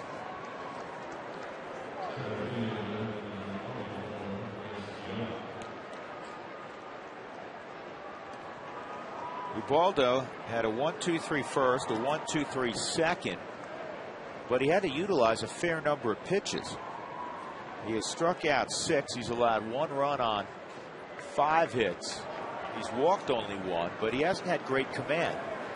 It's amazing what happens, guys. You start nitpicking when a guy's this good, don't you? Hey, it's 1-0. Get a hit and support him a little bit. Yeah, I mean, that's all we're talking about. Anybody else, you'd be singing his praises, but Ubaldo, who has no hit stuff on any given night, you've come to expect such excellence. It's had 7 3-ball counts in a game. That's unusual for Ubaldo, too. Runner going, swung on and missed. Good throw to second, and the tag applied by Young. What fast hands to pick up the baseball and apply the tag almost in the same motion on Kelly Johnson. This was an amazing pick from Eric Young. Watch the hands. Goes up, comes back down, and applies the tag right on the backside.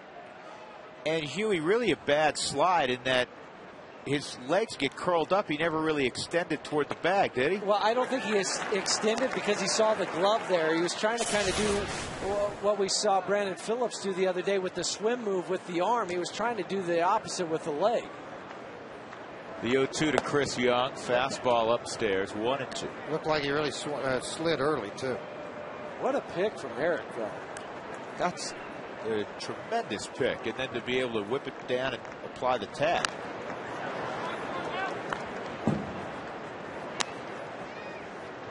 That was an aborted hit and run, by the way. That was not a straight steal.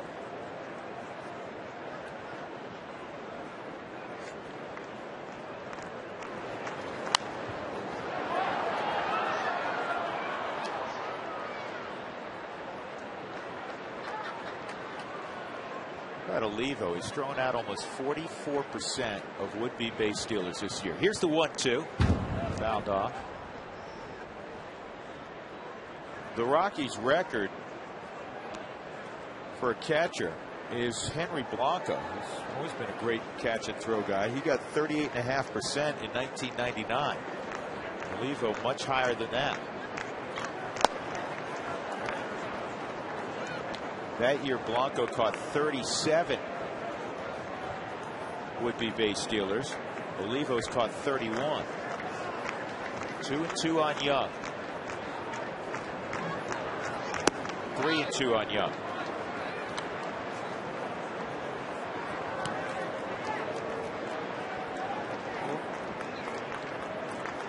We overpowered him with the fastball last time.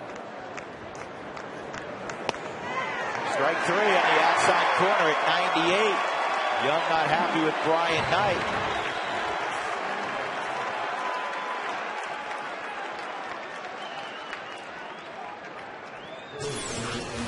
A little more explanation than you normally get out of a home plate umpire. It was off the plate. Now you look on this, you can see it on the southwest too. It was off by 2 or 3 inches on the outside corner. Nonetheless, Baldo wins that battle. 104th pitch of the game. And a strike on Adam LaRoche. LaRoche has struck out twice in this game. Now looking ahead offensively, the Rockies will have the top of the order in the 6th inning. Kenny Jimenez has worked 120 plus on a number of occasions. He gets LaRoche. You would assume there's a decent possibility that Jim Tracy sends him back out for the 7th.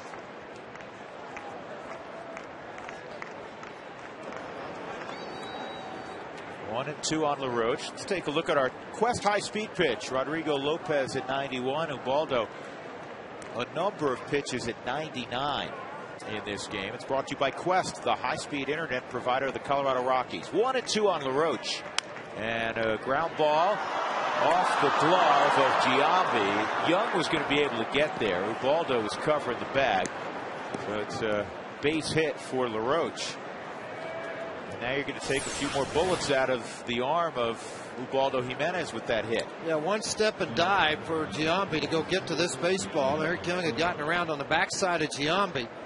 I don't know what kind of play you would have had at first base, but it's a lot of times difficult to let balls go at a first base position. Now Miguel Montero, a foul out and a soft line drive to third. George, you called it. You said before the ball game, privately we were conversing. You said, you know, this game worries me. Well, it can be a trap game. I mean, and what I meant by that is, you know, all of a sudden Arizona get a couple of base hits and maybe get some too high a pitch count on Ubaldo. And here he is at 110 pitches. He's in the 6th inning with 2 outs. And, you know, he got Lopez pitching the best game he's pitched all year long. But Dak is making his move to get somebody going down in the bullpen. My man Brian Roberts, intern in the training department, front and center. He's a student at University of Pittsburgh. Getting FaceTime, we got to give him some ID. Here's the 2-1, and it's fouled off 2-2. There's Brian on the left. Great kid. Had never been in a big league ballpark till earlier this week. They were kidding him. Scotty Garrett, Keith Duggart down the training room and said, hey, you're 5-0 right now. The players aren't going to let you go when this internship's up if they keep winning. You're going to have to get on a plane, go to L.A., and we'll have to call your professors. 98-mile-an-hour heat. Miguel Montero can't catch up.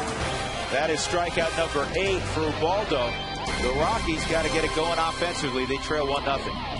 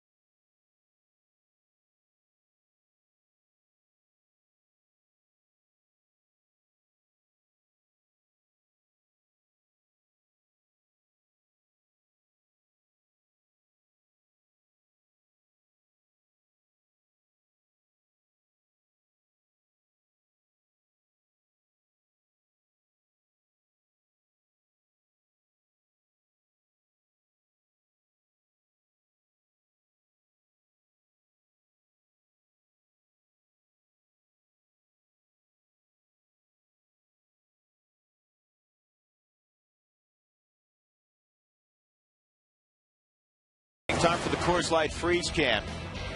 Images on a Saturday night as we remember September 11th, 2001 here at Coors Field.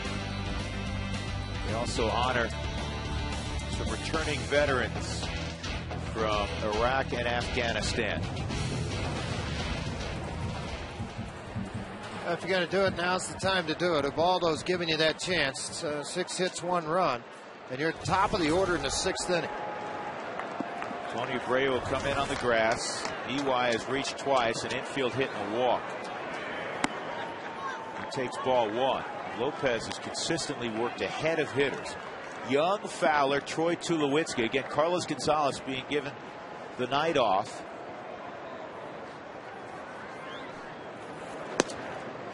One and one.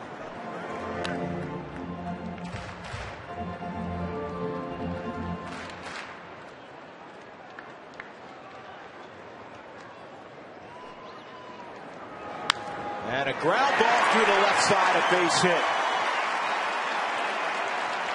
Well, Young 2 for 2 in a walk now as we check in with Alana Rizzo for tonight's great Colorado Payback Sideline Report. All right, guys, thanks very much. Earlier we were talking about knowing when to say when as a veteran player, Troy Tulowitzki, we were speaking of specifically, but there's a lot of guys in the Arizona organization, specifically their pitchers, that really haven't had this experience in terms of playing in September. A lot of their pitchers, specifically Ian Kennedy, in terms of Barry Enright, Daniel Hudson, they were asked to eat up a lot of innings in their minor league organizations and come here to the big leagues, eat up a lot of innings here with this young pitching staff that the Diamondbacks have. So this is something they're not used to, considering minor league seasons are over well before the major league season ends. And a strength program, though, has helped these younger guys. And you might imagine the same thing with Esmil Rogers, Yoelish Chacin, guys that aren't necessarily used to this type of thing. But that's where the training staff comes really into play, guys. All right, Alana, thank you. Dexter Fowler at the plate. Huey, we've seen EY at first base now 3 times. I really think, and correct me if you disagree, but I really think Rodrigo Lopez is so quick with that slide step to the plate. Even with EY's speed, he's reluctant to go. I don't blame him either. That's where you got to try to bunt him over or hit and run, one of the two. Straight steal, I think, is out of the question. Well, that's in there for a strike. Dexter was thinking about bunting it. Pulled it back. He thought it was out of the zone. It is 0-1.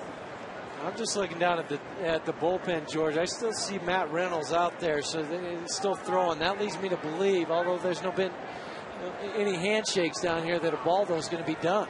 I would agree with you. I think what do you end up with 111, 112 pitches that last inning? You know, I think George, had he finished that inning in the 105, 106 range, you would have seen him come out for the 7th. And who knows? He may still come out for the 7th inning. Rockies in a pennant race. Here's the bunt, and Abreu. I thought he was going to make a poor decision there, Huey, and let that thing bounce one more time. And if it died in the grass, he wouldn't have had a play. So the sacrifice by Fowler, Young in scoring position. Time for tonight's Colorado Mining Association Power Hit of the Week, Troy Tulowitzki. Pick a day. Hit 8 home runs in the last 8 ball games. Did you know the Colorado Mining Association was founded in 1876, the year Colorado became a state? It's the oldest professional mining trade association in the United States. Mining supporting Colorado through 3 centuries. Tulowitzki a chance to tie up this baseball game. Or maybe even better. I like the better option, Drew. I think 45+ thousand would agree with you.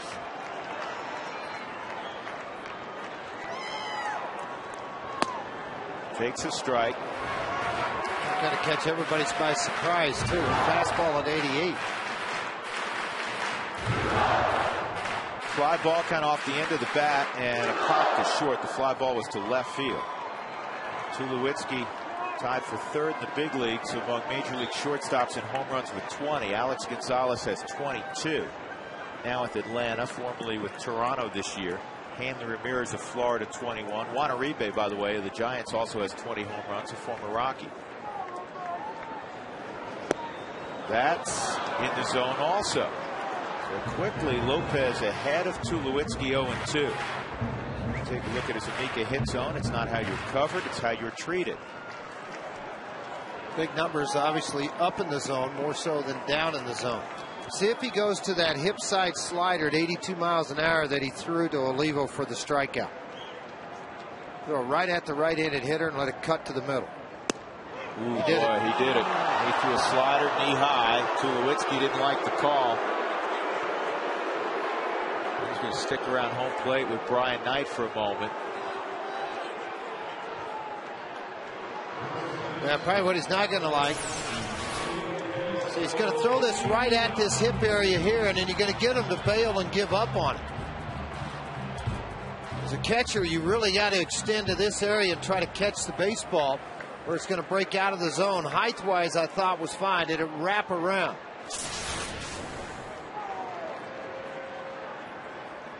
Giambi trying to pick up Tulowitzki. And this is soft fly ball to right, and a running catch made by Parra. And the Rockies do not score despite a leadoff single by Eric Young.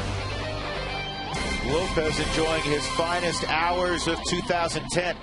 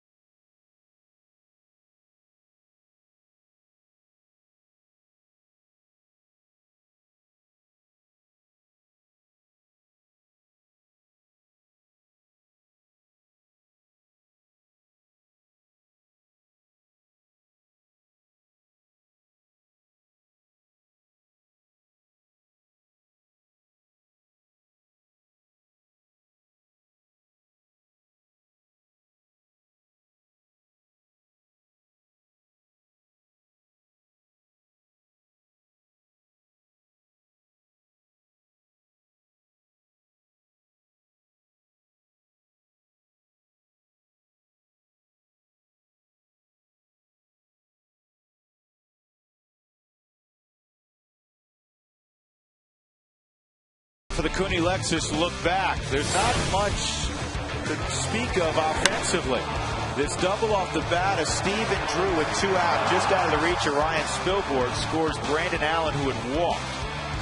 That's the only run of the ball game. So Ubaldo Jimenez is done after 6 innings and in the neighborhood of 112 pitches. He'll give way to Matt Reynolds, and right now Ubaldo, we know this much, he won't win his 19th. All he can do is lose this game. That look back brought to you by Cooney Lexus, where luxury has an address on South Broadway in Littleton.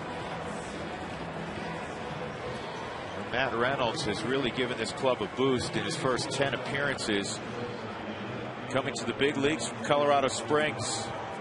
He's faced lefties and righties. In fact, his first subject will be a pinch hitter. It's going to be Ryan Roberts, inserted into the ballgame for Brandon Allen. So Roberts will pinch hit for Allen. Breaking ball for a strike. Today's call to the bullpen is brought to you by Xfinity Voice. Unlimited local and long distance calling. Call 1-800-XFINITY. And a big left-hander has made an impression on this ball club at the big league level. He's not scared. He's handled situations as he is here in the 7th inning with the club down by 1. Joe Beimel starting to throw. So is Matt Belisle.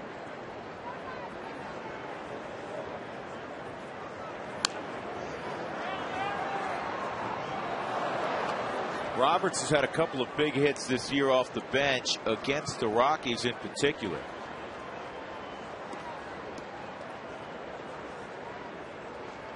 One and 2 count on Roberts.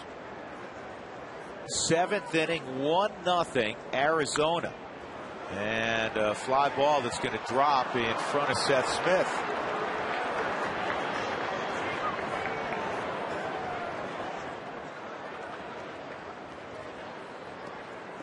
Yeah, if you want to tomorrow, why don't you bike to the game? You can win a lot of prizes. Go to ColoradoRockies.com/green for more information.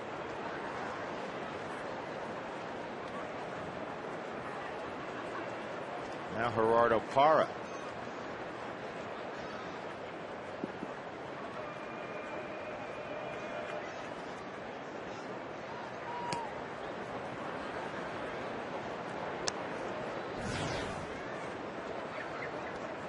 Jimenez went 6 innings. He allowed a run on 6 hits, 1 walk. He struck out 8.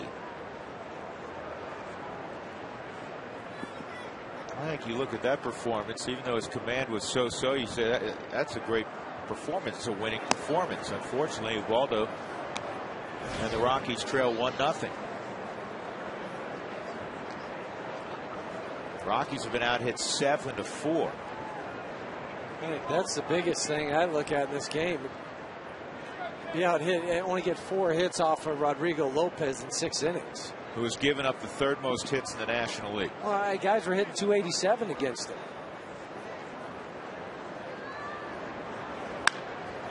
High fly ball to center field.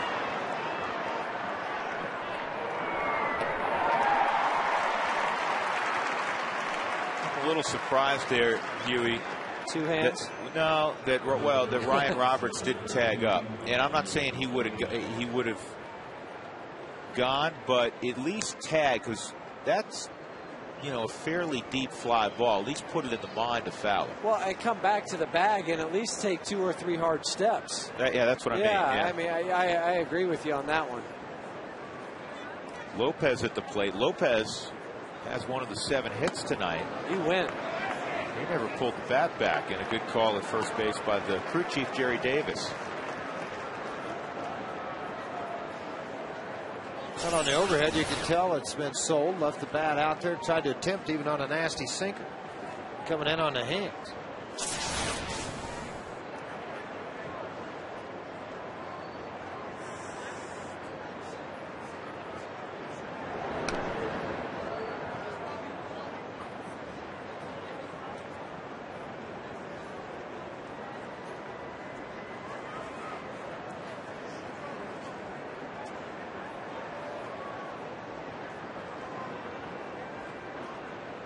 Lopez trying to get a bunt down. He will.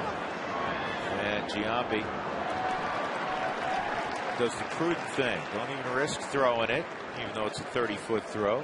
Make the tag on Lopez. 2 outs. Now Stephen Drew.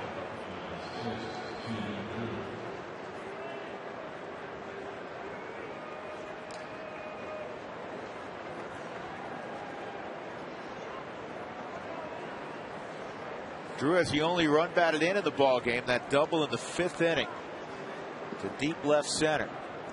Reynolds will try to put the inning down by getting Drew. Good pitch. 92-mile-an-hour fastball. That's one of the harder fastballs we've seen. There's Kirk Gibson. And Kirk Gibson will be a candidate for the full-time managerial job next year. He's the quote-unquote interim manager right now. A.J. Hinch was let go in July.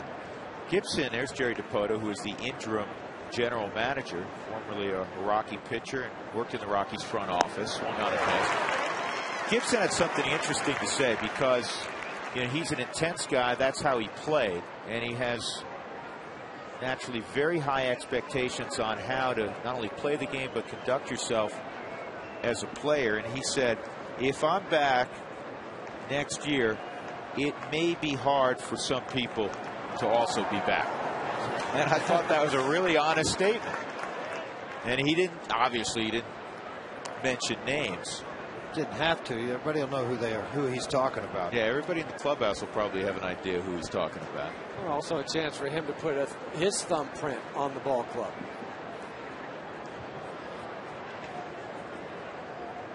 One ball, 2 strikes on Drew. Matt Reynolds on the hill, 2 outs. Runner at second. Just missed. Good pitch. I don't think a lot of people really expected Gibson to get where he is in the managerial side of things because he was really anti-media. He didn't like talking to you. It was all about work. It was all about baseball. But he's shown some people he could do a pretty good job sitting over on that bench.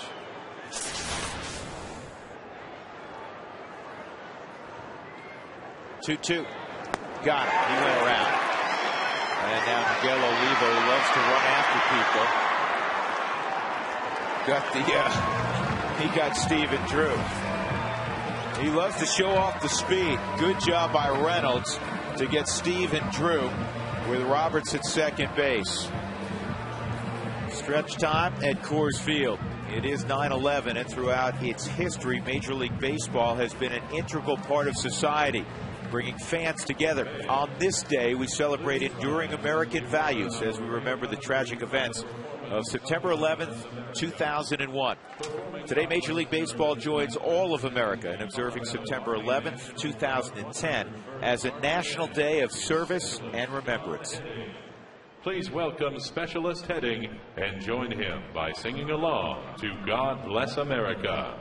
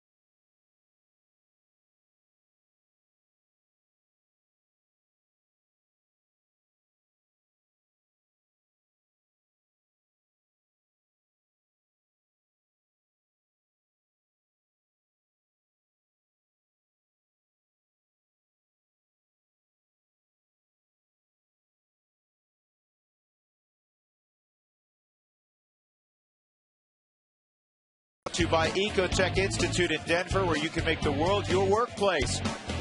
A lot of zeros for the Rockies, particularly for a team that's been averaging about 8.5 runs a game on this homestand. They trail 1-0.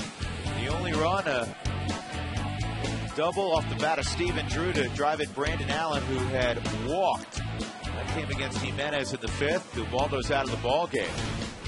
And the story has been Rodrigo Lopez, the former Rocky in 2007, has had his best performance of the year. Now here's something for you to think about, too. He's at pitches, he has 72 pitches right now, folks, and Doug looked this up. This season, as soon as he hits 75 pitches, the average jumps to 297. So here he is, 3 away. Prior to that, the average is in the low 280s with not any home runs. After this, home runs. But after this is where he starts to get damaged. There's only been 3 other games he has worked into this distance of the season. He's worked 8 innings against Atlanta in a shutout. So, he's had some ups and downs with it. See Ryan Roberts in for Brandon Allen. He pinch hit for him. Typically, you don't see Lopez pitching into the 7th inning of a ball game and doing the type of damage that he's doing. Well, as long as he's effective, and especially with the pitch count being as low as he is, Mike Hampton on the left side and Esmerling Vasquez on the right side, you would think that Kirk Gibson will go with him. Their bullpen has been better. That's a fair ball. And still on the year, it's been altogether real shaky, to be kind. 1 pitch, 1 out. Melvin Morrow come up. Repair that chip in your windshield by calling Safelite Auto Glass at 303-287-5000 or go to safelight.com. Rodrigo Lopez in 2007 with the Rockies went 5-4 in 14 starts. He's not in the big leagues at all in 2008.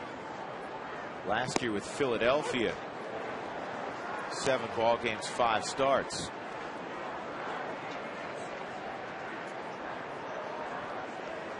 Nolan trying to slow things down a little bit right here. Step out just for a second.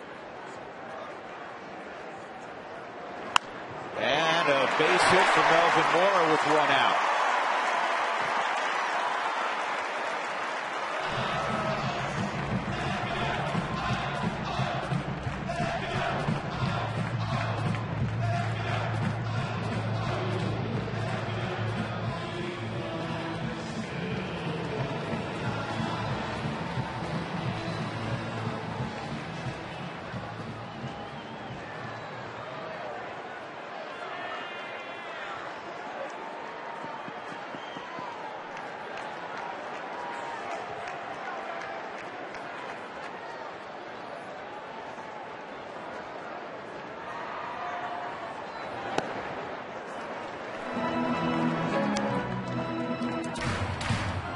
Billboards has hit the ball in the air twice to the center fielder Chris Young.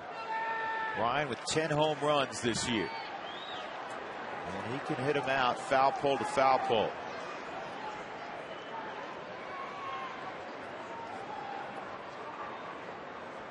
Bottom of the 7th, the 1-0, and this ball's hit well right center field. And it is over the head of the right fielder Parra. And a stop sign for Mora. Second and third, 1 out. Best opportunity of the night for Colorado. Miguel Olivo coming up. That was vintage Ryan Spilborghs. When he's going well, he hits a ton of bullets in this direction. And with authority, and he does it here again, a 1 hop off the right center field wall. This time Parra used the glove to get it back in. That's what prevented some more damage to happen and tie this game up. Stottlemyre is going out to visit with the right-hander. We'll see where he is in this ball game. Maybe buy a little more time for their bullpen. It's our Coors Light Cold Hard Blast. So Olivo at the plate in a situational at bat. Pitcher spot is due next, and the Rockies on the left side have pretty good hitter in Carlos Gonzalez. Also Todd Helton.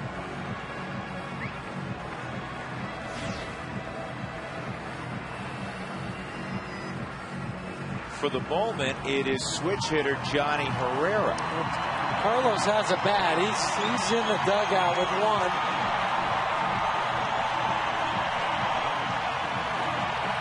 Helton's got a bat. The bat boy's got a bat and a helmet on, but I don't think Evan's hitting. They send Evan up there. I love Evan. I think, you know what? Come on, Evan, you can come through. Here's Olivo. And a ground ball toward the hole out through, base hit. That'll tie up the game. Spilborghs had to freeze and see it through. Miguel Olivo with a huge base hit to tie this game in the 7th and 1.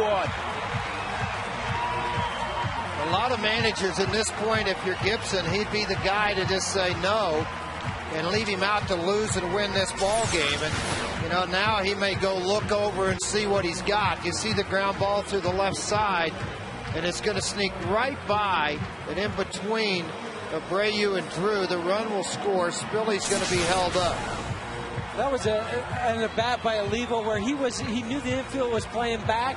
That top hand rolled over at contact just to make sure he got it down on the ground. Well, you got some interesting things brewing because Johnny Herrera is going to hit. Gibson's going to make the move. You have first and third. And you have good speed on base. Olivo at first and Spilborghs at third. And Huey, when we come back, I think you know where I'm going. I do. We'll discuss that when we return. And the storylines grow deeper. The former Rocky, Mike Hampton.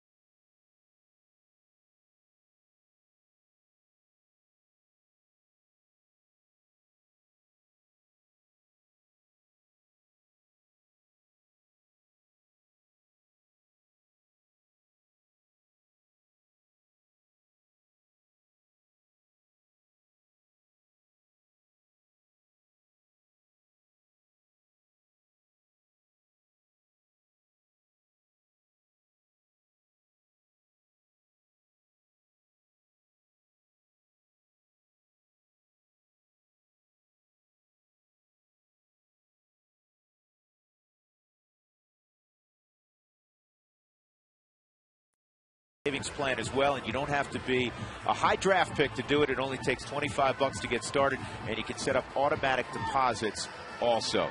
It's a beautiful thing. collegeinvest.org. She's excited. She's fired up. Mike Hampton, the former Rocky, now working out of relief. He was out of baseball until a few weeks ago. And Huey, first and third. You got a guy who really handles the bat. You have good speed at both corners. And now you have a left-hander who can't hold a guy at third as well. Would Jim Tracy squeeze in this sequence? Certainly, because you can get further off the base over at third base. And it's a blind spot to the pitcher, Guy Herrera, that can lay down a bunt anywhere. That's part of his game. And it's a one-to-one ball game. And don't take and forget now, Hampton, a very good athlete on the mound. Tremendous athlete. That's the only thing that, we run into the minds of Jim Tracy as far as putting a squeeze on. I'm not saying he wouldn't do it. I'm just saying you've got a great athlete on the mound. Yeah, but that's where being able to get that 2 extra steps because he's left-handed might help out. Johnny Herrera's hit .282 with runners in scoring position. He's 11 for 39 with a home run this year. Now let me throw this out there. I know that Jim Tracy wanted to stay away from Carlos Gonzalez tonight. There's nothing wrong with him, but he really wanted to give him a full day off unless he absolutely had to. Is this a situation where perhaps you expect to see Cargo? Jeff? Right now, hitting for Jonathan Herrera? Wait, exactly. Yeah, no, I would wait to see how it goes into the 9th inning. Hold him back for that AB. Okay. Yep. That makes sense. 1 strike count on Herrera.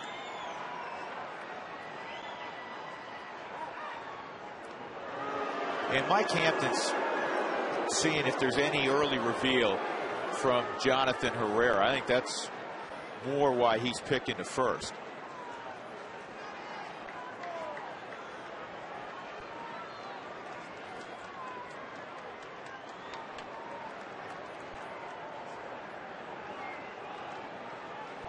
There's the square around. It would have been a safety squeeze.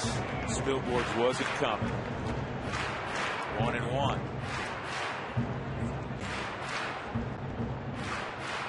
Kelly Johnson at second base had really shortened up a lot. He's barely into double play depth, even closer than that, thinking that he's going to try to push a bunt towards him.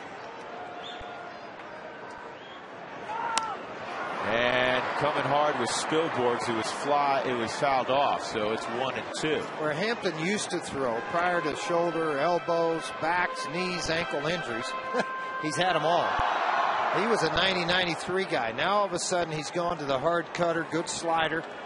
He'll throw that cutter 86, 88 miles an hour. He has a fastball, but now he's gone to more sinker cutter type action working out of the bullpen. 1-2. And Herrera hits it to center field, plenty deep enough to get the run home. Jonathan Herrera with a deep fly ball, and the Rockies have a 2-1 lead. First guy to greet him, Carlos Gonzalez. Now Jim Tracy knew exactly what he was doing. He went with the switch hitter Herrera. He put bunt in the minds of the infielders, and he got Johnny Herrera to hit a fly ball to deep center field. Herrera, a guy that does not strike out much. Right man for the moment, 2-1 Colorado. You see that conversation going on here now with the manager and the youngster. They could actually put him in defensively now and bring in Belisle out of the bullpen.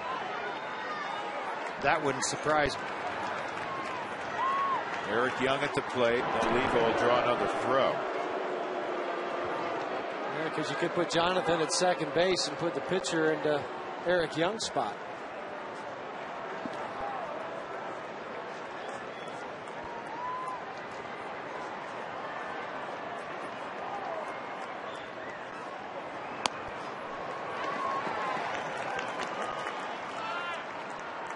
Rockies' 8th inning man, Rafael Betancourt, is up.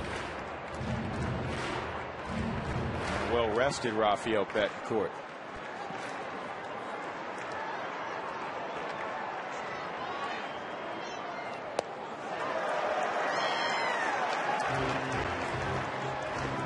Well, it's a great situational at bat by Herrera.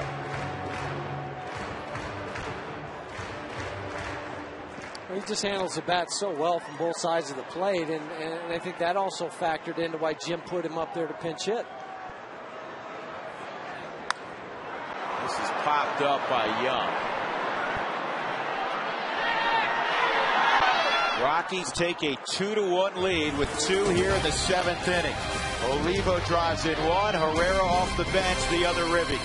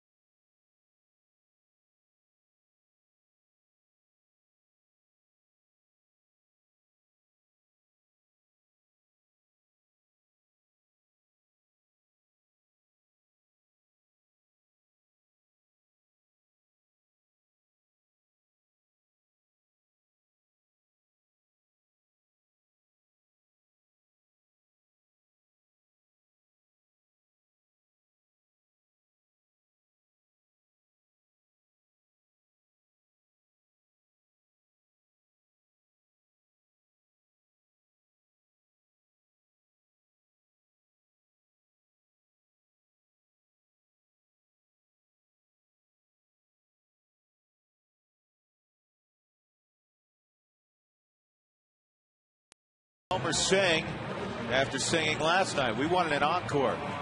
Tom, you may not like the results of They this. want to hear you, brother. 69%. Come on. Hey, warm One up those more time. pipes. Put some tea. Come on, Tommy. in the throat. One more. Atta baby. One more time. I love it. Little Bob, You got it, little Bob Senior tonight. It's raining winds. It's rain and wind. Hallelujah. It's rain and wind. Followed by Don't Stop Tulo Get Enough. Don't stop till I get enough. Come on. Get it. Don't stop till I get enough. Plus, more. More. From the clubhouse, you'll enjoy it. More. See, that's the We're one going to that, party like it's 1979 that's out the one here. that gets me. You like that one, don't you, Drew? More. That's the one that gets me. That's top of the charts. Helton's in at first, Barmes at second, and Rafael Betancourt in the 8th inning. And he's got the sticky part of the lineup, 2, 3, and 4. Abreu, Johnson, and Young. So a couple of lefties. Abreu's a switch hitter. Set up away, and the fastball. And when he is on, which he has been most of this year, and particularly the last month, he can run it up, George, and place it in the catcher's glove. 7 walks. It's incredible to even say it. 74 strikeouts.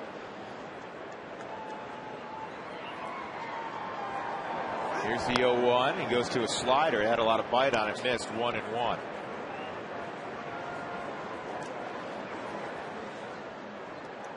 Tonight is a sellout at Coors Field, which is awesome. 48,023, and also 7,673 walked up and bought tickets, which is a new September record. 1-1, and that was flat past Abreu at 95, 1-2. 48,000. They all want to be a part of Rocktember, which leads to Rocktober. You guys are brilliant. Right on cue. Wyoming and OU, it wasn't a waste of money. You notice the Ithaca guy didn't chime in, No, did he he? didn't. I just, I put it on the tee for you, though. 1-2 on Abreu. just missed. And don't forget about suites. They're great party facilities here at the ballpark. Picnic areas fit any event, any budget. 303-312-2444. Get them while they last for the rest of the season.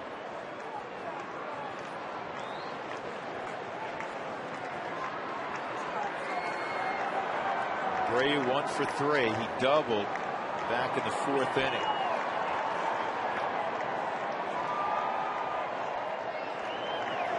Swung on and missed. First out of the 8th inning. Tell you what, ugly swing too. I don't think he recognized this pitch right out of the hand. Just some rear back, get him on the Hyundai cam. Coming right at him. That ball got right by him. His feet never moved on this swing. It was all upper body, top hand, and ugly. It just shows you that he didn't pick it up at all until it was almost in Olivo's glove. Kelly Johnson, 20 home runs, 60 driven in. He's 1 for 2 and a sac bunt. Outfield very deep.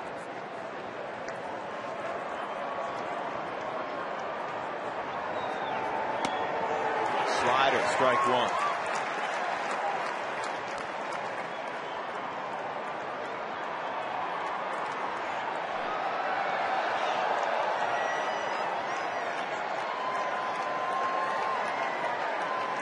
Two runs, 7 hits for the Rockies, a run on 7 hits for Arizona.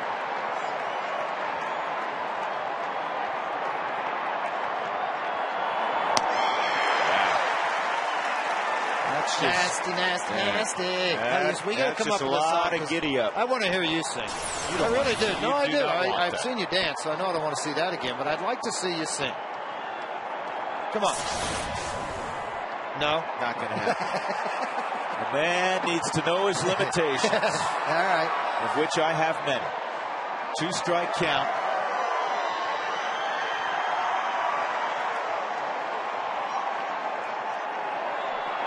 He's got him. Strike 3 right on the outside corner. He didn't waste any time. I tell you, the one thing as a relief pitcher, folks, I can tell you this. You get 48,000 on their feet on a 2-strike count. That fastball can go from 93 to 96 really quick because that adrenaline is just flying when you're out here in this situation. And you can just see the fact that the umpires get into it a little bit too.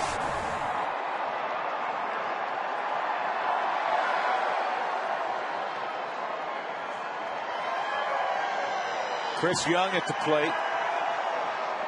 0 for 3, 2 strikeouts tonight. We'll move to the outside corner on Young. 0-1.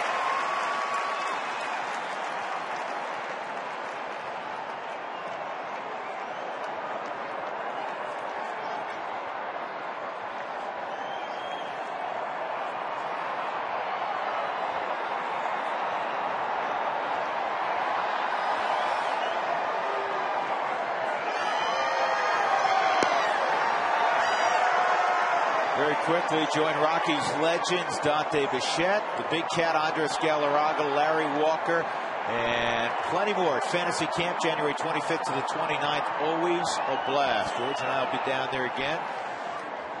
Last one in Tucson. You also get to tour the new facility up in Phoenix. Here's the 1-1 count on Chris Young. Fouled off. It should be kind of fun. One more year in Tucson, but you will get a look at that new spot and what you're going to get to see and what you'll get to play on the next year. That's right. A little tease to 2012, but a lot of big names will be there. As you mentioned, Big Cat, Bichette, and Walker. All the Rockies coaching staff always attends.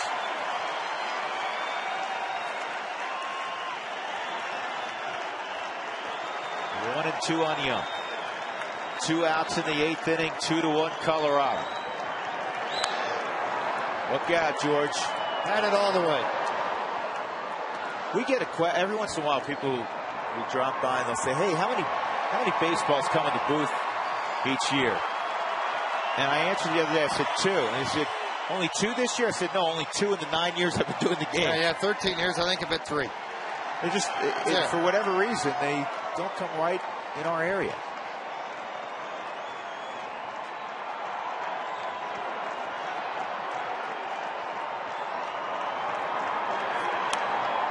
This one's coming back our way again. All of a sudden, we asked for and we almost received twice. We weren't even close. No, we're a long ways away. I'm sitting down here by Alana now. I got to watch it. The heat-seeking missile? Yeah, she's only gotten hit 6 times this year. Was it this month? 1 and 2 on Chris Young. Betancourt has struck out Abreu and Johnson.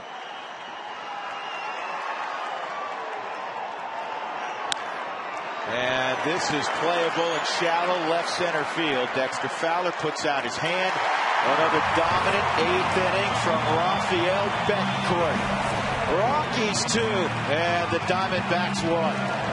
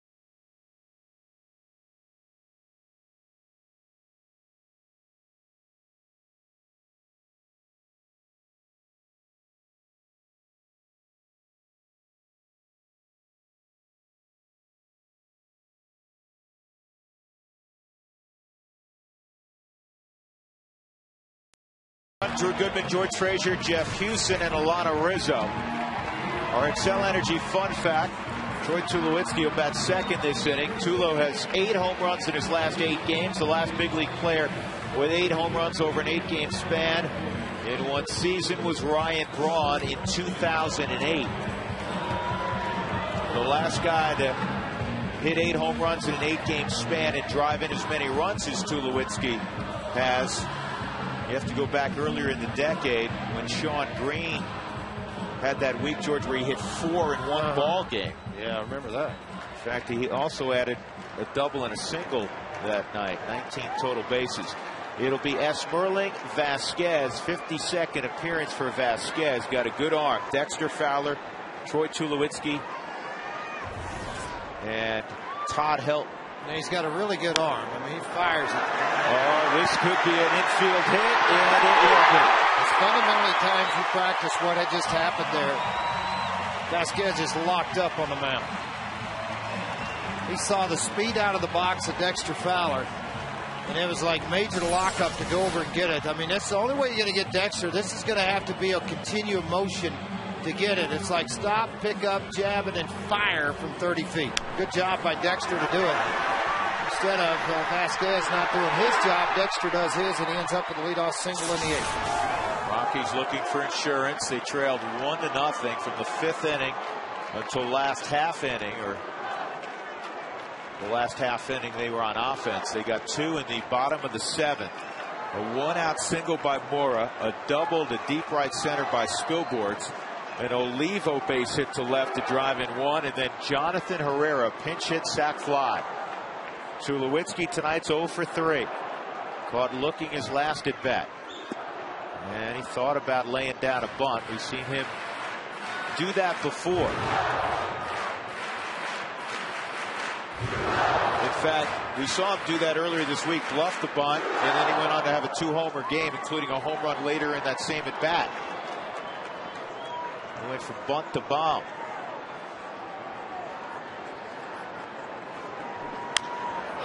This is chopped to short. It turns into a 6-4-3 double play. Nice play by Stephen Drew on the flip to Kelly Johnson. 2 outs, nobody on.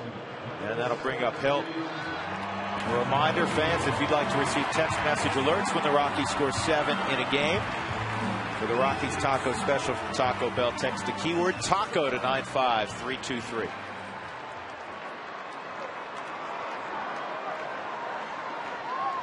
Hilton's first at bat.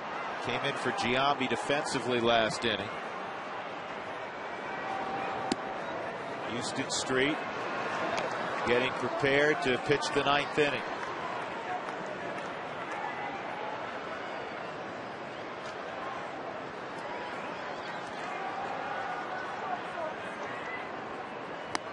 Outside. Rockies 11-2 over their last 13 home games. Street 17-4 their last 21 home dates. 2-1. They can hang on tonight. Their home record will improve to a gaudy 49-22. And the way things have gone out on the road for most of this season, they need to be superb at 20th and Blake.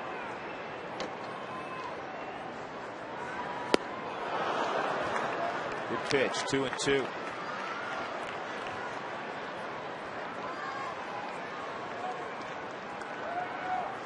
On the Rockies' last road trip, they went 4-2. Next trip will take them to LA and Phoenix. A 6-gamer. Down the left field line, foul territory, and look out for the stands, Ryan Roberts. Oh man, holy cow, that's almost like, are you trying to go? I mean, you know what, he never broke stride. It's like, Ryan, did you see the stands, the cement, the people? I applaud that. I mean, you talk about effort. Look at this. You gotta believe it, a 2-1 ball game. He barely slowed down. It hit the wall and he does a complete 360 and spins and lands on his back. I mean, this is nuts. Wow.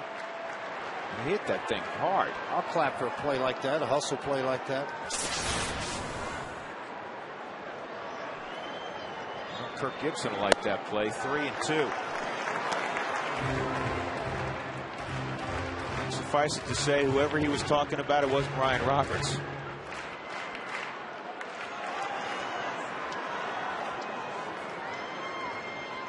3-2 on Hilton. Ball 4. And that'll allow Seth Smith to hit here against Vasquez. Smith 1 for 3. He had a double to deep center field way back in the 2nd inning.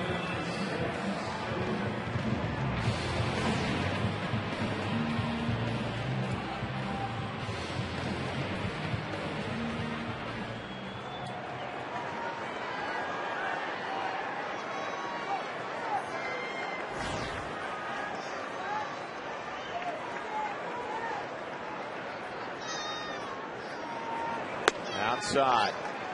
And obviously left-handed bats give him fits. Vasquez is not coming close to this at this point. Trying to stay out of Smith's power. A lot of guys like that. They just don't like facing left-handers regardless.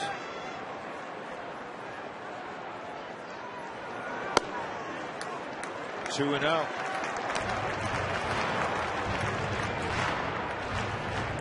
Are good though against lefties. 222 average. Righties have hit 239 against him, so he's got strong numbers. 2-0 though on Smith with Hilton at first. And it's 3-0. Melvin Mora on deck.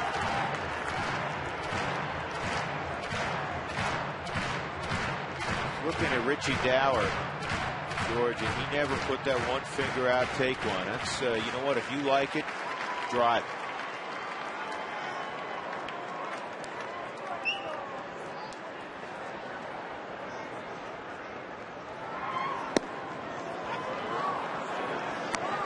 pitches in there, 3-1.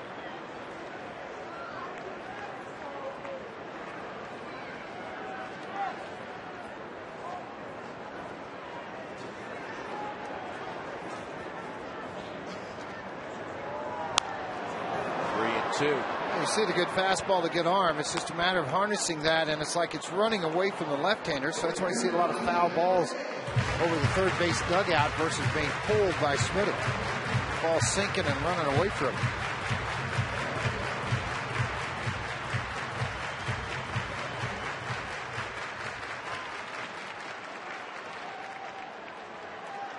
Helton will be off with the pitch. 3-2 on Seth Smith.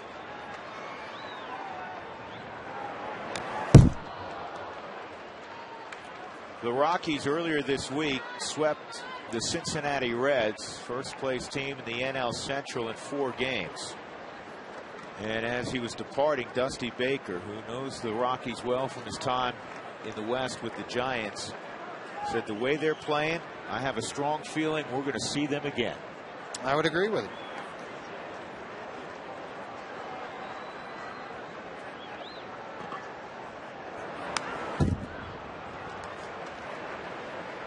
Power on power. Vasquez with a mid-90s fastball, and Smith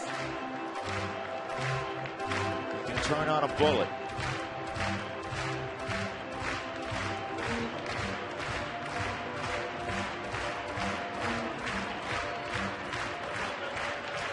Mississippi native Seth Smith with Todd Helton at first.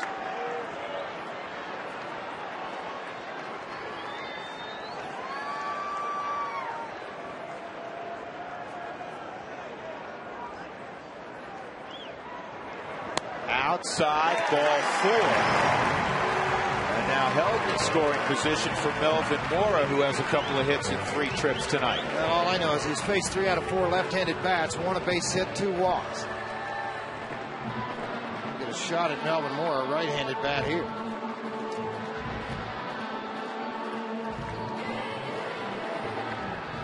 Comes Mel Stottlemyre Jr.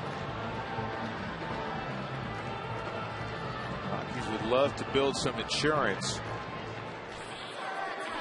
Adam LaRoche, Miguel Montero, Ryan Roberts, the 3 scheduled hitters for Houston Street in the top of the 9th inning, and 2 pretty good left-handed bats to begin things in LaRoche and Montero.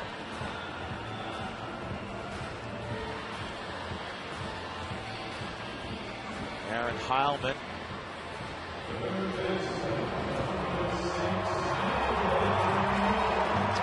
One of those right-handers, big right-handers with Mets, Cubs, and then down here now. Been used as closer a little bit.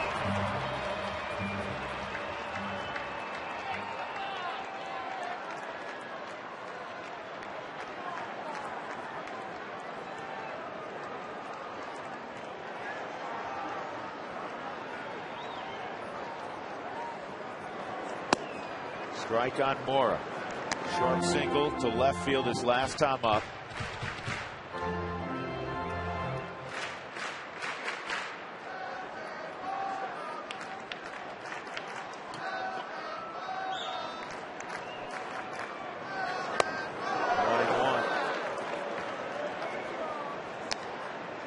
What a benefit, George, to have this guy in the fold for Jim Tracy all year long, but particularly now the last few weeks with Ian Stewart having to watch with the oblique strain. Veteran guy, you're not counting on a guy with maybe 2 months in the big leagues. You got an 11-year guy sitting here you can stick in. Wonderful. And he had a healthy cut at that. He's trying to drive that to the gap in right center field. 1-2 on Mora. What a professional. Tremendous hitter. Outstanding in the clubhouse.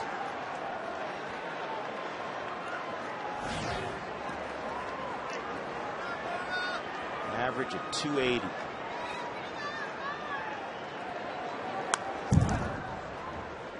Really had to duck that foul ball shooting over his head in the on-deck circle. Right, tell you, the ball had already hit the screen and ground, and then he ducked. And then he ducked? Yeah.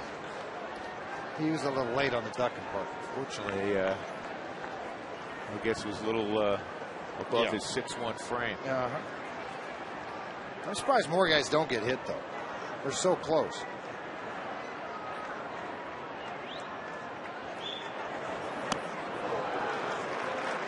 Turned into a 23-pitch inning now for Vasquez. Fowler had a leadoff infield hit, but then Tulowitzki bounced pretty quickly into a 6-4-3 double play. Then the walk to help, a lengthy at bat by Smith before walking, and it's 2-2 on Melvin Mora. Again, Helton at second, Smith at first. 2-1 Colorado, bottom of 8.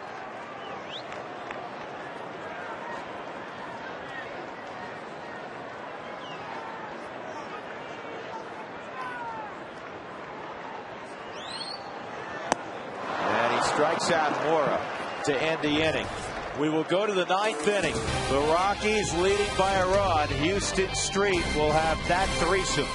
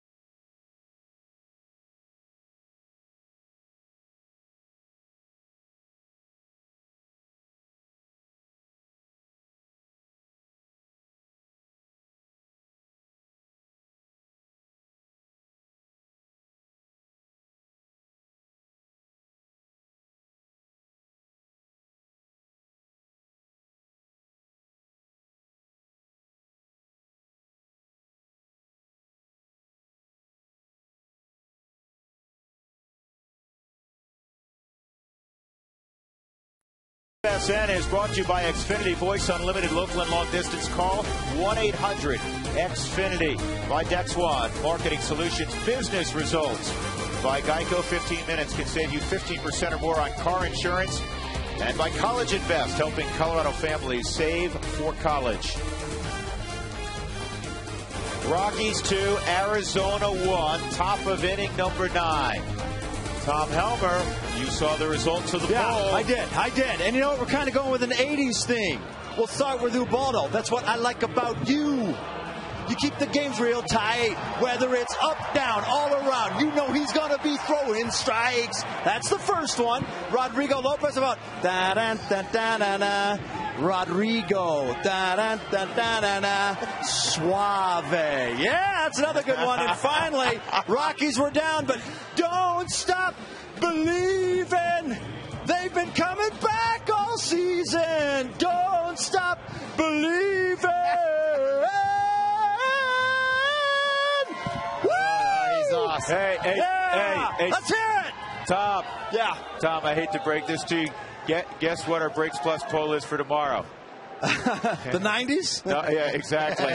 Please make Tom quit singing. Is that tomorrow's next question? No, it's awesome. You're doing great. We're moving on to the 90s, Tom. All right, the 90s tomorrow. We'll do it. And then a little Sinatra Monday. Oh, yeah. Cargo's in left. Spilborg's in right. Here we go. LaRoche at the plate. Popped up and maybe playable. Oliva caught it. Somebody caught it. Yeah, well, it's Melvin Mora. I don't care. It's an out. And a big out because it's the power in their bat to tie a ball game with these guys coming up. One pitch, one retired. You're right, George. That is a big first out. Getting LaRoche. When you get over in front of that dugout, you hear all these people up behind just yelling and screaming. So you don't hear Mora saying, I got it, but a little bit taller and higher reach, got the baseball. Now another dangerous customer as you look at Street. Here's what you need to know. While the Rockies have played great baseball over the last few weeks, Houston Street is 8 for his last 8 save opportunities. Here's Miguel Montero. The first 3 he's going to have to face. This is the one guy that's gotten a hit off of him. Houston upset with the fact that he didn't put that pitch where he wanted to.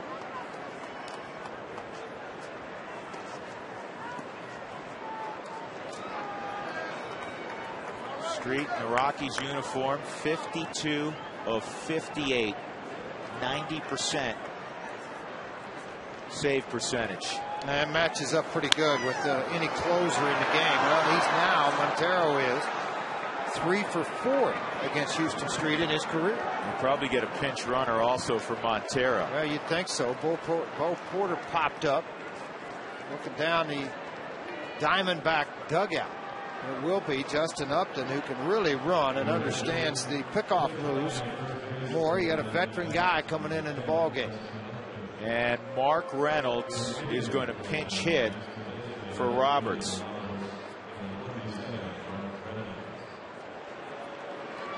So Upton with the bad left shoulder. That's why he hasn't been playing. You're not going to see him swing the bat in this series. He is pinch running here in the 9th inning. And Reynolds, who's feast or famine, you know his deal. He's pinch hitting here with 1 out. 0 for his last 19 at the plate.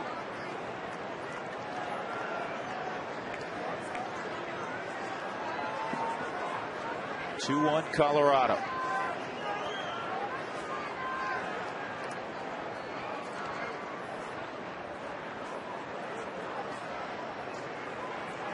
Let's update you on what has transpired in baseball tonight. The Padres bounced back after their loss to the Giants yesterday. They won 1-0 today. So they lead San Francisco currently by a game. If the Rockies win, it's 2.5. Atlanta won in extra innings on an Alex Gonzalez 3-run home run.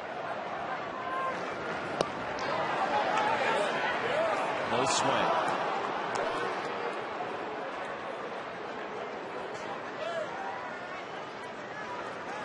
Hardest part a manager's got to live with, the last 3 outs of a ball game, and Jim Tracy wears these 3 outs as bad or as good as any manager in baseball.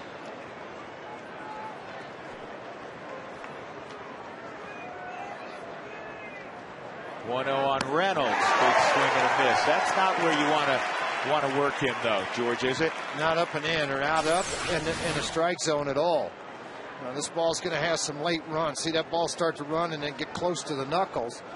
So even if it does, it's down on the label side of things because his hands were really in close. Had a big finish at the end.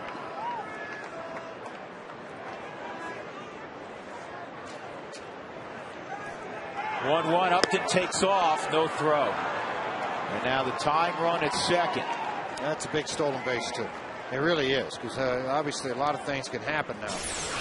1 out, they got 2 looks to try to do something. Upton on the season, 16 stolen bases, been caught 8 times.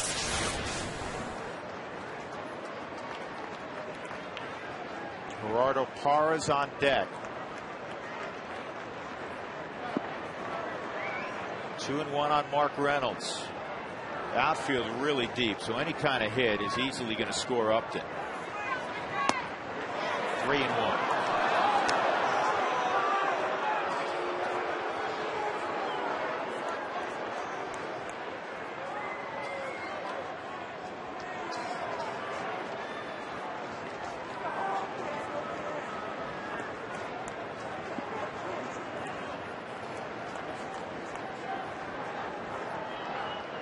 Three and 1. 3-2.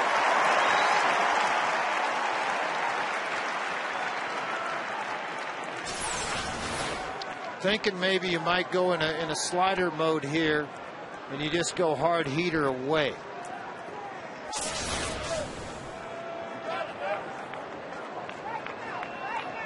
Heater or slider, Frazier? I'm going to go fastball away.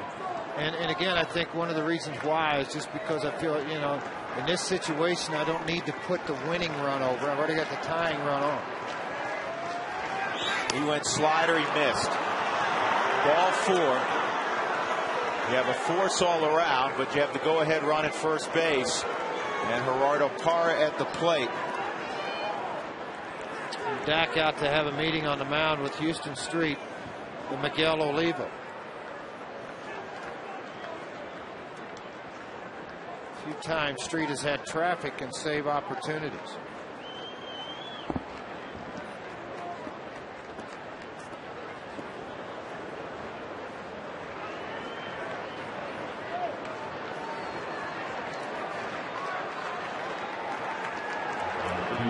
Parra tonight, a strikeout, and a fly ball to left field, a fly ball to center field.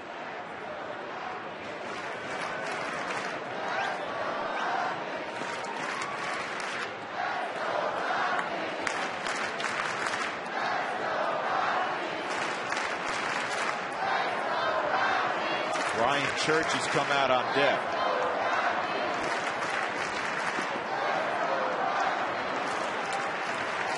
More power, more experience. You know, they got all those guys in that trade. They've let a couple go now.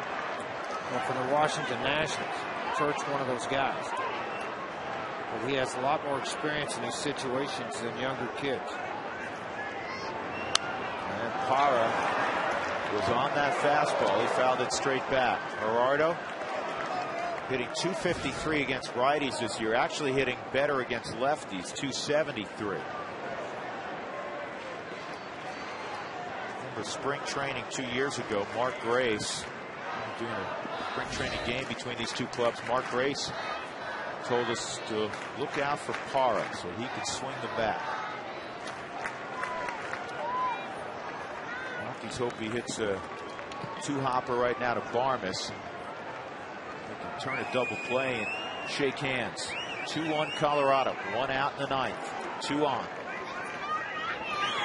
That's a strike. It's 0-2.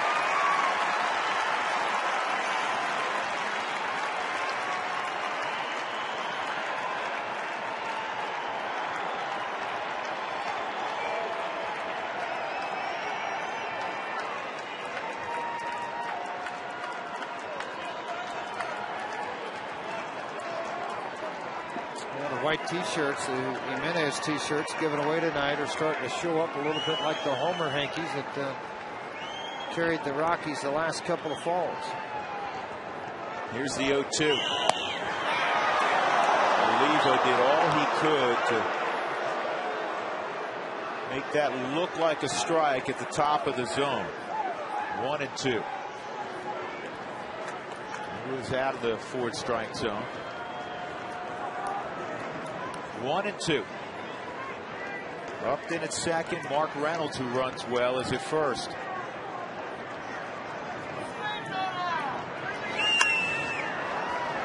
Parra was fooled. Well, he keeps the at bat going.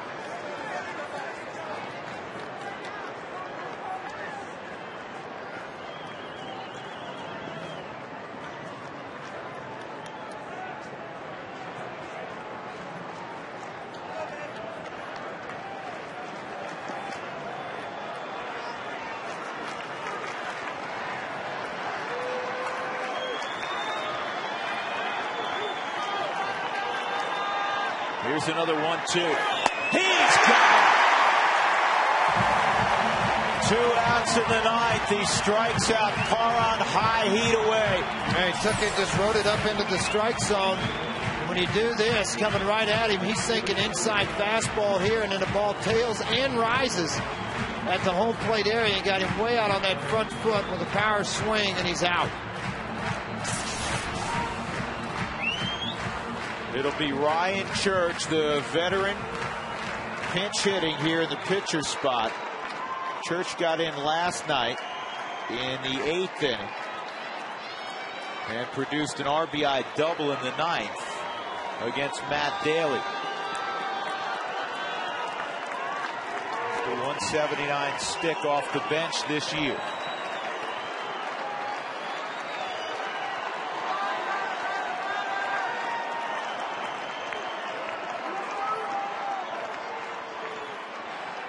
Upton pinch running for Miguel Montero, who singled with 1 out. And he stole second, then Reynolds walked. 2 outs, 2 on. That's a strike at the knees.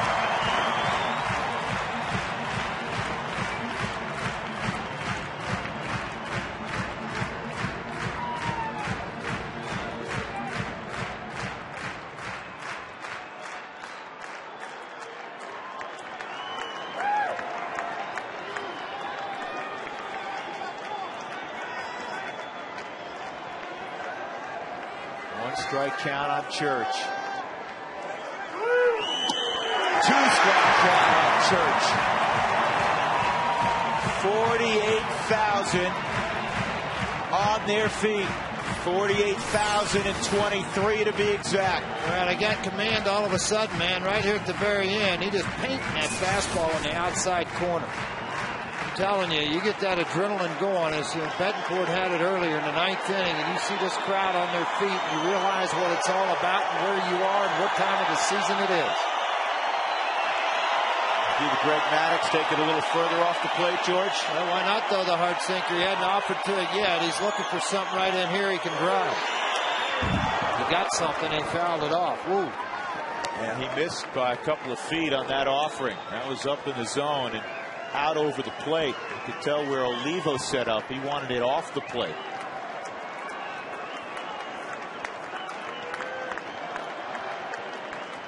Street will take a walk. This is his 18th pitch. Rockies up 2-1. Matt Reynolds and Rodrigo Lopez, the pitchers of record. That'll be Matt Reynolds' first major league win. Here's the 0-2. He's got him, struck through, and the Rockies have won 9 in a row. One of just 6 teams in baseball this year that can make that claim.